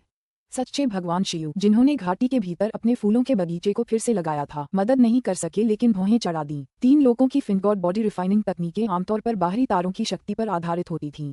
उदाहरण के लिए 9 स्वर्गों का क्रिम्सन ब्राइट आरेख सौर तारे और चंद्र तारे की ऊर्जा पर आधारित था। अन्य तकनीकें 7 बिग डिपर तारों या अन्य तारा प्रणालियों और नक्षत्रों से ऊर्जा प्राप्त करती थीं। तारों की ऊर्जा कहाँ से आती है? आदिकालीन अराजकता ने अनेक तारों को जन्म दिया। तारों द्वारा उत्सर्जित ऊर्जा, तारकीय ऊर्जा, मूलतः आदिकालीन अराजकता की ऊर्जा थी जो पहले ही परिवर्तित हो चुकी थी। इस प्रकार की पूर्व परिवर्तित ऊर्जा को अवशोषित करना स्वाभाविक रूप से आसान था। हालांकि एकाकी विश्वदेव और भी अधिक गहन था। वेदन करते समय कोई सीधे आदिकालीन अराजकता से ही ऊर्जा प्राप्त कर सकता था। हालांकि ये केवल सफलता के सटीक क्षण में ही संभव होगा। ये ठीक उसी तरह था जैसे 9 स्वर्गों का क्रिम्सन ब्राइट आरेख सफलता के क्षण में चंद्र सत्य जल और सौर सत्य अग्नि की ऊर्जा को अपने साधकों पर उतरने देता था। हालांकि सामान्य साधना के दौरान व्यक्ति को धीरे धीरे लगातार तारकीय ऊर्जा प्राप्त करने की आवश्यकता होती थी। एकाकी विश्व देवता सभी प्रकार की तारकीय ऊर्जा को अवशोषित करने में सक्षम था। वह उस जमे हुए तारे की ऊर्जा भी अवशोषित कर सकता था जिस पर निंग वर्तमान में स्थित था। यदि निंग को आदिकालीन अराजकता के दाव के बारे में कुछ जानकारी होती तो सामान्य साधना के दौरान भी वह आदिकालीन अराजकता से ऊर्जा प्राप्त करने में सक्षम होता। एक घास वाला क्षेत्र। निंग कमल मुद्रा में बैठा था। चारों ओर एक गड्ढा था। ऐसा लग रहा था मानो वह कोई विशाल उल्कापिंड हो जो जमीन पर टूटकर एक गड्ढा बना रहा हो, लेकिन असल में ये गड्ढा उस अराजक ऊर्जा के विशाल प्रवाह से बना था जो पहले यहाँ उमड़ी थी। वाह! निंग ने अपनी आंखें खोलीं। मैं बदल गया हूँ। निंग समझ सकता था कि उसका शरीर कितना शक्तिशाली हो गया था। पहले वह एक साधारण स्वर्ग का देवता था, लेकिन ताओवू 18 फेंट गॉड्स और एक सच्चे शरीर तकनीक की बदौलत वह आधे कदम के सच्चे देवता के बराबर हो गया था। अब जब वह एक वास्तविक सच्चे देवता बन गया था तो उसे एल्डर गॉड की शक्ति के दायरे में आधा कदम आगे माना जा सकता था। तीनों लोकों में ताओवादी 3 पवित्रताएं, भगवान तथागत बुद्ध, सुइरेन, शिनोंग और फुक्सी जैसे, और यहाँ तक कि दाउंडर डेविल हैंड और सीमलेस गेट के रक्षक एववुड जैसे, ये सब सच्चे देवताओं से ज्यादा कुछ नहीं है। निंग ने मन ही मन बुदबुदाया, मैं भी एक सच्चा देवता हूँ और मुझे आधा चरणीय ज्येष्ठ देवता माना जा सकता है। आखिरकार मेरे पास आखिरकार वो शक्ति आ गई है जिसकी मुझे तीनों लोगों के लिए पूरे युद्ध का रुख बदलने के लिए जरूरत है। तीनों लोगों की प्रमुख शक्तियां मुख्य रूप से दावफादरों और सच्चे देवताओं से बनी थीं। 3 पवित्रताएं, तथागत, सुइरेन, शिनोंग, फुक्सी, सुभूति, होवेई, दाउंडर डेविलहैंड, कीपर एववुड, ये सभी सच्चे देवता थे। सच्चे देवता और दावफादर वे अधिपति स्तर की शक्ति को उन्मुक्त करने में सक्षम थे और पराक्रम में बड़े देवताओं के बराबर थे। इसका मुख्य कारण ये था कि दाव के बारे में उनकी अंतर्दृष्टि बहुत अधिक गहन थी। उदाहरण के लिए तथागत ने धातु, काष्ठ, जल, अग्नि और पृथ्वी, इन 5 स्वर्गीय दाव में पुनर्तः निपुणता प्राप्त कर ली थी। ये 5 स्वर्गीय दाव मिलकर एक पूरक समूह बनाते थे जिसे पंच तत्व कहते हैं और जो मिलकर एक अत्यंत प्रभावशाली शक्ति का निर्माण करते थे। आदिकालीन अराजकता के दाव के बारे में उनकी अंतर्दृष्टि भी अकल्पनीय स्तर तक पहुंच गई थी। दाव के बारे में अपनी अंतर्दृष्टि का उपयोग करके वे शक्ति का एक ऐसा स्तर प्रकट करने में सक्षम थे जो ज्येष्ठ देवताओं के बराबर था। यही बात फुक्सी, शिनोंग और सुइरेन के लिए भी सत्य थी। उन सभी के पास दास के बारे में बहुत उच्च स्तर की अंतर्दृष्टि थी। यिन और यांग के स्वर्गीय दाव की महारत, 5 तत्वों के स्वर्गीय दाव की महारत, उन सभी के पास दाव में अंतर्दृष्टि का अत्यंत गहन स्तर था। यही कारण था कि वे बड़े देवताओं के बराबर थे। दावफादर्स को शक्ति के 3 स्तरों में विभाजित किया जा सकता है। साधारण दावफादर वास्तव में बहुत साधारण थे।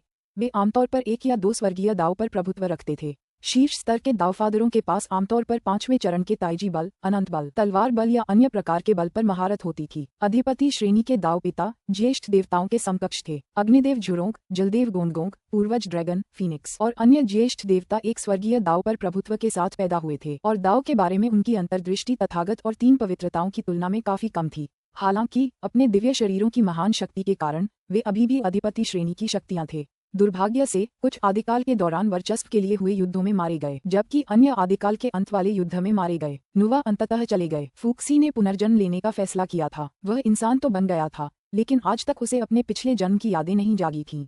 वह बस एक सच्चा ईश्वर और एक पिता था, कोई बड़ा ईश्वर नहीं। सीमलेस गेट के कई बड़े देवता भी युद्ध में मारे गए थे तथा दानव हृदय के भगवान ने स्वयं को स्वर्गीय दास में विलीन कर लिया था। तीनों लोकों में एकमात्र सच्चा ज्येष्ठ देव सभी राक्षसों का स्वामी था। केवल वही दूसरे को जीनिंग माना जा सकता है, एक अर्धचरणीय ज्येष्ठ देव। अन्य अधिपतियों की तुलना में दाव के बारे में मेरी समझ थोड़ी कमजोर है। हालांकि मेरा मार्ग तलवार बल का मार्ग है, अपनी 5वीं अवस्था की तलवार बल और अपनी तलवार कला जो स्वर्गीय दाव की सीमाओं से परे है, और साथ ही अपने अर्धचरणीय ज्येष्ठ देव दिव्य शरीर पर भरोसा करके मुझे एक अधिपति दाव पिता की शक्ति प्राप्त होनी चाहिए। निंग ने दाव मादर डेविल हैंड के विरुद्ध युद्ध किया था, इसलिए वह अच्छी तरह जानता था कि शक्ति के मामले में वह किस स्थान पर है। निर्बाध द्वार। हे प्रभु, निंग की आंखों में एक प्रबल जानलेवा इरादे भरे हुए थे। अब जब वह और भी शक्तिशाली हो गया था तो उसकी जानलेवा मंशा और भी प्रबल हो गई थी। मैं बदल गया हूँ, दुनिया भी बदल जाएगी। निंग ने ये शब्द धीरे से अपने आप से बुदबुदाए। उसकी आवाज में हत्या करने की तीव्र इच्छा भरी हुई थी। अतीत में उसे इंतजार करना पड़ता था, सहना पड़ता था। ऐसा सिर्फ इसलिए था क्योंकि उस समय वह काफी मजबूत नहीं था, लेकिन अब वह था। मैं जल्दबाजी नहीं करूंगा। पहले मैं वायलट ज्वेल की ऊपरी परत की मरम्मत करूंगा, तब तक मैं और भी ज्यादा शक्तिशाली हो जाऊंगा। निंग ने हाथ हिलाकर पत्थर की तलवारों के स्तंभ और जैद मंदिर को हटा दिया। फिर वह एक काले बिजली के सांप में बदल गया और एक चमक के साथ क्षितिज में गायब हो गया और पंचतत्वों के कड़ाई वाले स्थान की ओर उड़ चला। पुस्तक 22 अध्याय 2 दिव्य तलवार वायलट ज्वेल। जी निंग आसमान से उतरा और पंचतत्वों की कड़ाही के पास उतरा। उसने मुड़कर उसके बगल में रखे प्राचीन पत्थर के चबूतरे को देखा और साथ ही उस पर रखी रक्तवर्णी तलवार को भी। तलवार का शरीर अभी भी दरारों से भरा हुआ था। Violet jewel. निंग ने एक पल तलवार को घूरा, फिर हाथ हिलाया। वाह, ढेर सारा खजाना कहीं से उड़कर आया। हर एक खजाने से अद्भुत शक्तिशाली आभा निकल रही थी। खजानों ने लगभग तुरंत ही एक छोटे से पहाड़ का आकार ले लिया। ये लगभग सभी प्रोटोकॉस्मिक आत्मिक खजाने थे जो निंग ने 100 से ज्यादा सच्चे देवताओं और सच्चे अमरों से प्राप्त किए थे। और इतने सारे सच्चे देवताओं और सच्चे अमरों को पार करने के बाद निंग ने एक अराजकता खजाना भी हासिल कर लिया था। अराजकता खजाना एक विशाल युद्ध हथौड़ा था जो बिजली की अनगिनत चमकों से चमकता था। इतने सारे प्रोटोकॉस्मिक आत्मा खजाने, खैर ज्यादा रखने का कोई मतलब नहीं है। निंग ने दूर रखे पंचतत्वों के कड़ाई की ओर इशारा किया। सक्रिय करो। गड़गड़ाहट। 5 तत्वों वाली कड़ाई से तुरंत ही शक्ति और पराक्रम की आभा निकलने लगी, क्योंकि इसके हैंडल से 5 चमकदार रंगों की रोशनी निकल रही थी। अंदर जाओ। निंग ने तलवार गुण वाली दिव्य शक्ति की एक पतली किरण छोड़ी जिसने तुरंत उन सभी प्रोटोकॉस्मिक आत्मिक खजानों को ऊपर उठा लिया।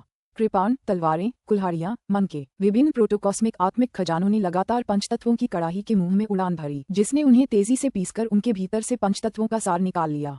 केवल 10 सेकंड में निंग ने लगभग 30 प्रोटोकॉस्मिक आत्मिक खजानों को कड़ाही में फेंक दिया, जिससे वे मलबे के छोटे छोटे टुकड़ों में बदल गए। परिणामस्वरूप कड़ाही के भंडारण क्षेत्र के अंदर पंचतत्वों के सार की मात्रा काफी बढ़ गई थी। अनेक प्रोटोकॉस्मिक आत्मा खजाने एक के बाद एक समूह दर समूह उड़कर आए।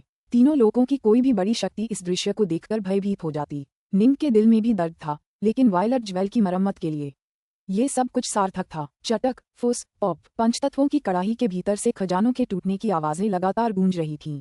उसके बगल में रखा खजानों का पहाड़ जितना बड़ा ढेर तेजी से सिकुड़ रहा था, इतनी तेजी से कि उसे नंगी आंखों से देखा जा सकता था। जल्द ही लगभग सारा खजाना पूरी तरह से खत्म हो गया।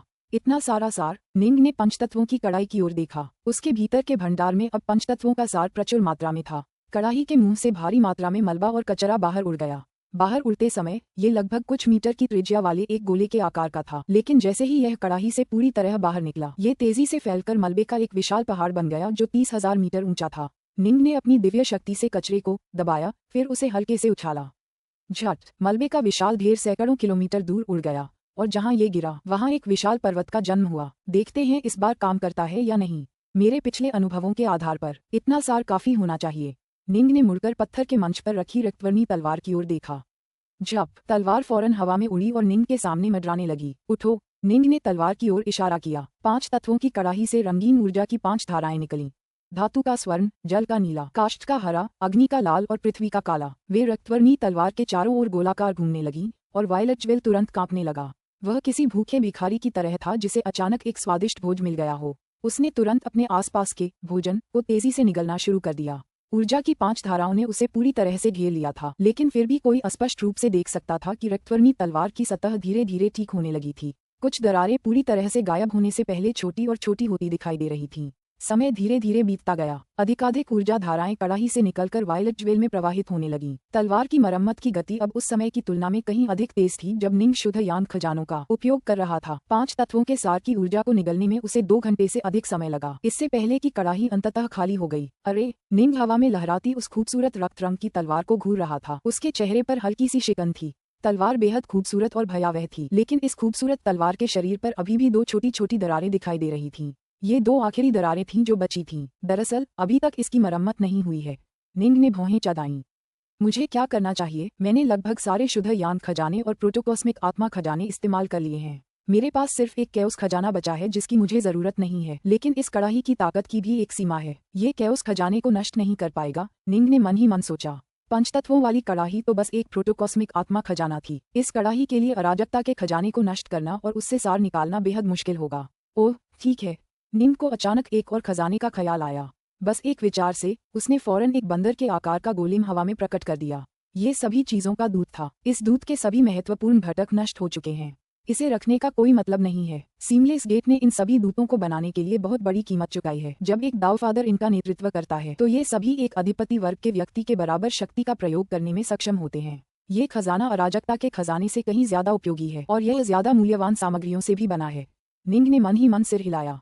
इसमें पंचतत्वों का भरपूर सार होना चाहिए। हालांकि दूत शक्तिशाली था, लेकिन उसकी शारीरिक बनावट उच्च स्तरीय प्रोटोकॉस्मिक आत्मा खजानों के बराबर ही थी। इतने विशाल शक्तिशाली गोलेम के लिए कैओस खजाने के स्तर तक पूरी तरह पहुंच पाना बहुत मुश्किल था। जाओ।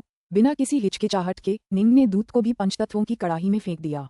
Crack crack crack. दूत को तुरंत ही टुकड़े टुकड़े किया जाने लगा। एक उच्च स्तरीय प्रोटोकॉस्मिक आत्मा खजाने को बलपूर्वक तोड़ना बेहद मुश्किल था, लेकिन पंचतत्वों की कड़ाही इसे आसानी से कर सकती थी। यह उन सिद्धांतों पर काम करती थी जो दूत जैसे खजानों के अस्तित्व के बिल्कुल विपरीत थे। काफी देर बाद पूरा दूत पूरी तरह से नष्ट हो चुका था। कुछ मलबा ही बचा था जिसमें से पंचतत्वों का सार बड़ी मात्रा में निकाला जा चुका था। एक दूत में 100 प्रोटोकॉस्मिक आत्मिक खजानों से कहीं ज्यादा सार होता है। कोई आश्चर्य नहीं कि सीमलेस गेट अपने विशाल संसाधनों के बावजूद उनमें से कुछ ही उत्पन्न कर पाया। निंग की आंखें चमक उठीं। उसने तुरंत निकाले गए पंचतत्वों के सार को बाहर की ओर निर्देशित किया, जिससे ऊर्जा की वे 5 धारियां एक बार फिर वायलेट ज्वेल के चारों ओर घूमने लगीं। गड़गड़ाहट। वायलेट ज्वेल ने जैसे ही पंचतत्वों का सार ग्रहण किया, उसमें से एक झंकार निकलने लगी। निंग ने उन 2 छोटी दरारों को ध्यान से देखा और देखा कि वे तेजी से आकार और गहराई में सिकुड़ती गईं, फिर पूरी तरह से गायब हो गईं। इसके बाद वायलेट ज्वेल के अंदर की कुछ टूटी हुई रूम रेखाओं की भी मरम्मत शुरू हुई। हालांकि वायलेट ज्वेल की आंतरिक संरचना की मरम्मत कहीं अधिक कठिन थी। कुछ ही देर बाद पंचतत्वों का सारा सार समाप्त हो गया। हालांकि आंतरिक क्षति की जो मरम्मत हुई थी वह लगभग नगण्य थी। विश्व देवता नॉर्थरेस्ट की बातें सही थीं। निंग ने धीरे से आह भरी। ऊपरी परत की मरम्मत करना आसान है, लेकिन अंदरूनी क्षति की मरम्मत करना हजारों गुना ज्यादा मुश्किल होगा। सौभाग्य से तलवार का सबसे महत्वपूर्ण और कीमती हिस्सा, उसका केंद्र, पूरी तरह से सुरक्षित है। हालांकि दूत और उन सभी खजानों के बलिदान से मैं केवल ऊपरी परत की मरम्मत ही कर पाया हूँ। फिर भी तलवार एक बार फिर अपनी असली शक्ति का प्रदर्शन कर सकती है। निंग ने अपना हाथ बढ़ाया और रक्तवर्ण तलवार उसके हाथों में आ गिरी। जैसे ही रक्त रंग की तलवार निंग के हाथों में आई, उसे उसमें छिपी अकल्पनीय शक्ति का एहसास हुआ। हालांकि चूंकि तलवार की आंतरिक संरचना बुरी तरह क्षतिग्रस्त हो चुकी थी, इसलिए वर्तमान में इसकी पूरी शक्ति का केवल एक हिस्सा ही प्रयोग में लाया जा सका। कितनी भयानक तलवार है। निंग ने धीरे से तलवार घुमाई। फुश। उसके सामने का स्थान फट गया, जिससे अंतरिक्ष में एक दरार पैदा हो गई जो 10,000 किलोमीटर तक फैली हुई थी। हालांकि इसकी शक्ति का केवल एक भाग ही प्रयोग करने योग्य है, फिर भी यह भयानक रूप से शक्तिशाली है। इस तलवार की बदौलत तीनों लोकों में मेरी आक्रामक आक्रमण शक्ति संभवतः प्रथम स्थान पर है। केवल रक्षक एववुड, भगवान तथागत बुद्ध और कुछ अन्य जो रक्षा में अत्यंत कुशल हैं ही मेरे सीधे प्रहार का सामना कर पाएंगे। निंग ने धीरे से मन ही मन कहा। इस तलवार के अस्तित्व ने शक्ति के मामले में उसके लिए बहुत बड़ा अंतर ला दिया। इस तलवार के बिना निंग अभी भी एक अधिपति श्रेणी का व्यक्ति था, जिसकी तुलना किसी बड़े देवता से की जा सकती थी, लेकिन इसके साथ वह अधिपतियों के बीच भी शक्ति के शिखर पर था।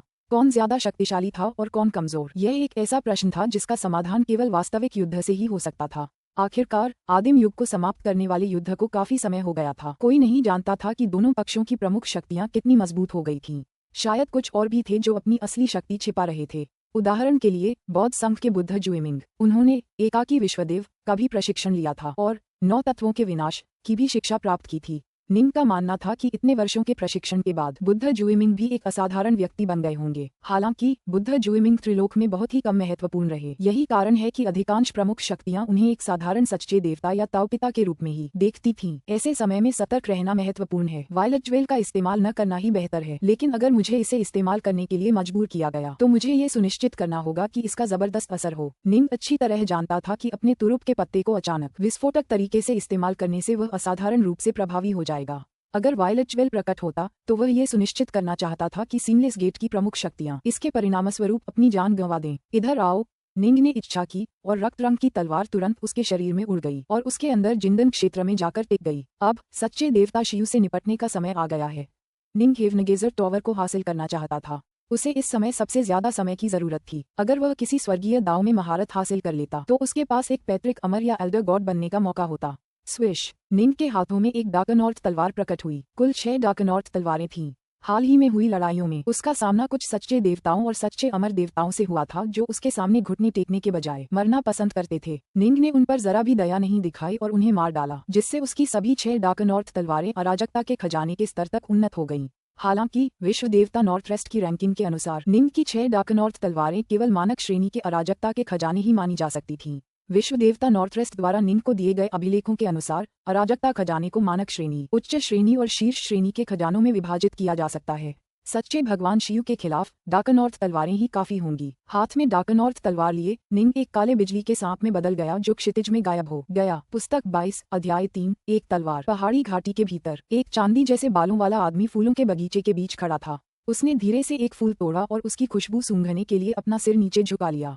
हालांकि उसका चेहरा थोड़ा उदास था। ओवरसियर, चांदी के बालों वाला आदमी मन ही मन बुदबुदाया, क्या यह वही है? आदिकालीन अराजकता में पहले की उथल पुथल। सच्चे देवता शियू भी इस नतीजे पर पहुंचे थे कि शायद कोई सच्चा देवता या शायद एल्डर गॉड बनने के लिए आगे आया होगा। हालांकि कैदी बहुत लंबे समय से कारागार की दुनिया में फंसे हुए थे। अगर उन्हें कोई सफलता मिलती तो वे बहुत पहले ही पा लेते। किसी भी कैदी के सफलता पाने की संभावना बहुत कम थी। इसलिए सबसे संभावित उत्तर ये था कि यह एलियन ओवरसियर ही था जो कारागार की दुनिया में आने के लिए भाग्यशाली था और जिसने सफलता पाई थी। वह एलियन असाधारण रूप से शक्तिशाली है। अगर उसने सचमुच कोई सफलता हासिल कर ली तो हालात बहुत मुश्किल हो जाएंगे। चांदी के बालों वाले आदमी का चेहरा चिंता से भरा था। आखिरकार वह ओवरसियर है, उसके पास जरूर ढेरों खजाने होंगे। हालांकि मेरी रक्षात्मक क्षमताएं जबरदस्त हैं, फिर भी मैं दमखम की लड़ाई में उससे ज्यादा देर तक नहीं टिक पाऊंगा। उसका एकमात्र विकल्प जेल की दुनिया के अंदर की आदिम अराजकता से धीरे धीरे ऊर्जा प्राप्त करना था। जेल की दुनिया में एक विशाल संरचना थी जो आदिम अराजकता के विशाल बहुमत पर एकाधिकार जमा रही थी और उसे अराजकता अमृत में बदल रही थी।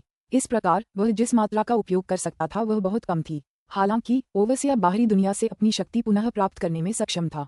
केवल यही बात इस बात की गारंटी थी कि वह सहनशक्ति की लड़ाई में ओवरसियर का मुकाबला नहीं कर पाएगा। सच्चे भगवान शियू ने अचानक अपना सिर घुमाया। दूर से एक काला बिजली सा सांप दिखाई दिया। एक चमक के साथ वह घाटी के ऊपर हवा में प्रकट हुआ।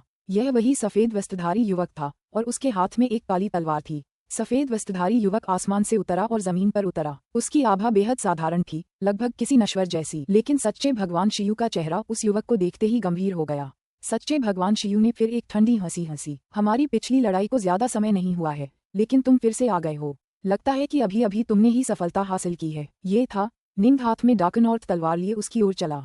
तो क्या हुआ अगर तुमने ऐसा किया? पिछली बार मैं बिना किसी दिव्य शक्ति का उपयोग किए आसानी से तुम्हारा बचाव कर पाया था। अगर कोई ज्येष्ठ देवता या पूर्वज अमर भी आ जाए तो भी मैं तुम्हारा सामना कर पाऊंगा, तुम्हारे खिलाफ तो बिल्कुल नहीं।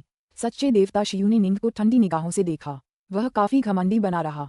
जब वह पेंजिया के अराजकता राज्य में रहता था तब वह ज्येष्ठ देवताओं और पूर्वज अमर के खिलाफ कई लड़ाइयों में बच निकलने में कामयाब रहा था। तुम्हारा मजबूत होना, इसी से तो मजा आता है। निंग मुस्कुराया और हाथ में तलवार लिए आगे बढ़ा। सच्चे देवता शियू ने अपने दोनों हाथों में एक एक डंडा लिया और निंग के पास आते ही उसे गंभीरता से घूरने लगे। अचानक निंग एक प्रकाश की किरण में बदल गया। उसकी आभा विस्फोटक रूप से बढ़ गई। जब उसने अपनी तलवार से वार किया तो ऐसा लगा जैसे वह पंगु हो जो स्वर्ग और पृथ्वी को चीर रहा हो। उसकी विशाल काली तलवार मानो दुनिया को ही चकनाचूर करने लगी हो और वह अदम्य शक्ति के साथ सच्चे देवता शियू की ओर टूटती हुई जा रही हो। सच्चे भगवान शियू की जुड़वां लाठियां 2 अलग अलग रेखाओं में घूम गईं और एक साथ मिलकर एक विशाल ताइजी आरेख का निर्माण किया, जिसका उपयोग उन्होंने उस भयानक तलवार के प्रहार से बचाव के लिए किया।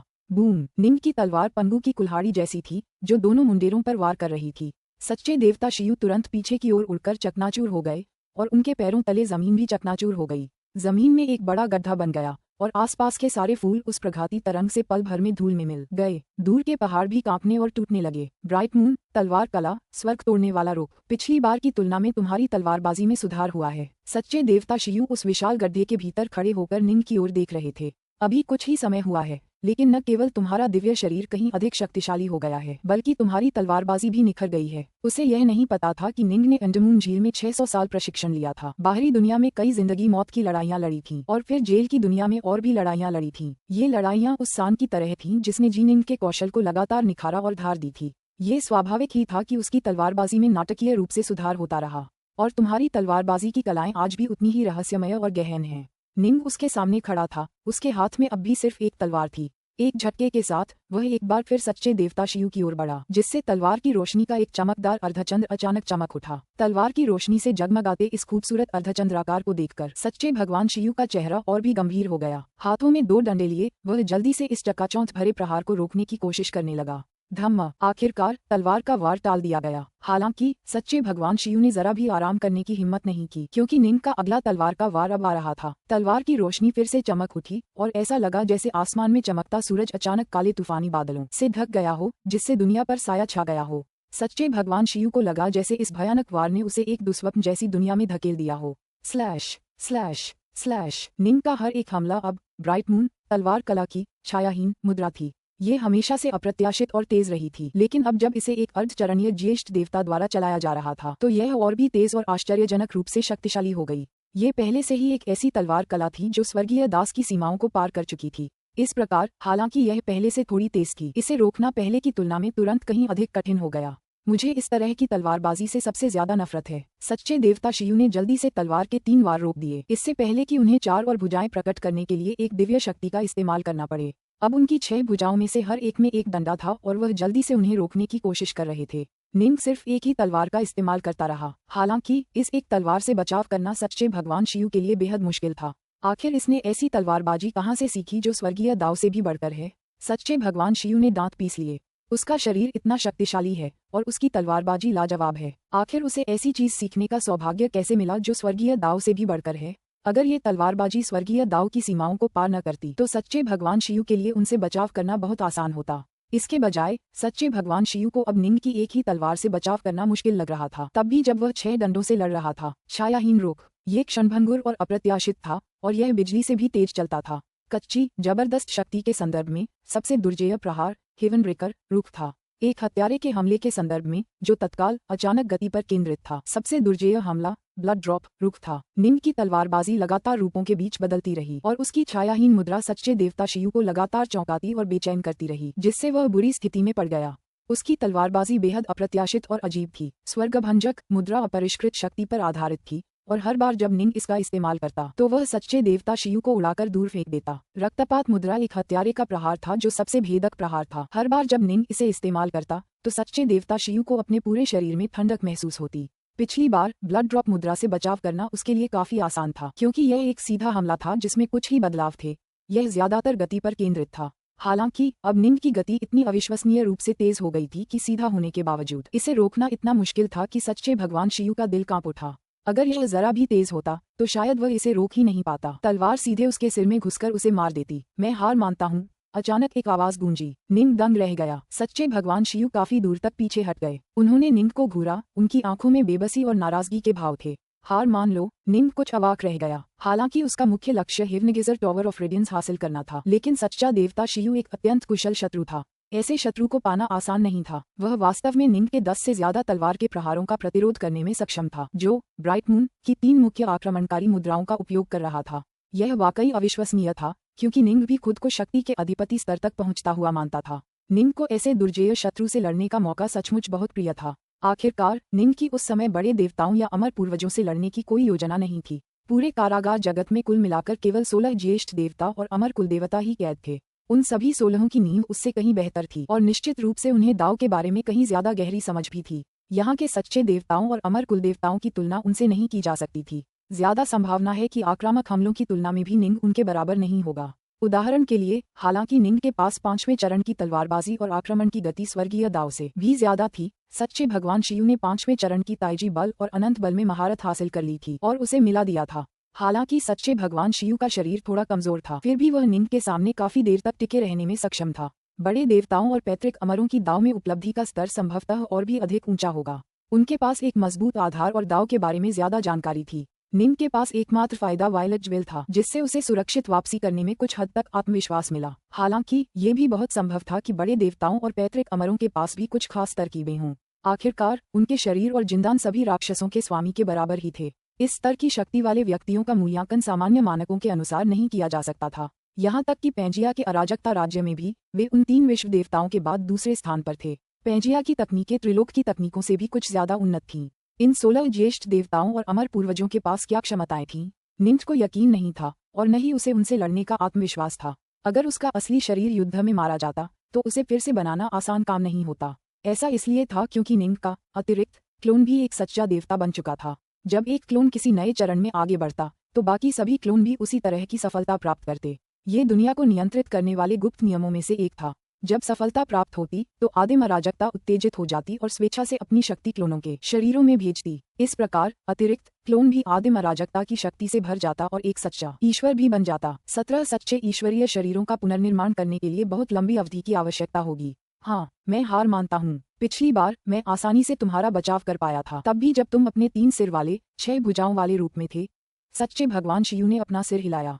अब मैं अपनी 6 भुजाओं का उपयोग कर रहा हूँ, लेकिन तुम मुझे केवल एक तलवार से इतनी आसानी से पीछे धकेल सकते हो।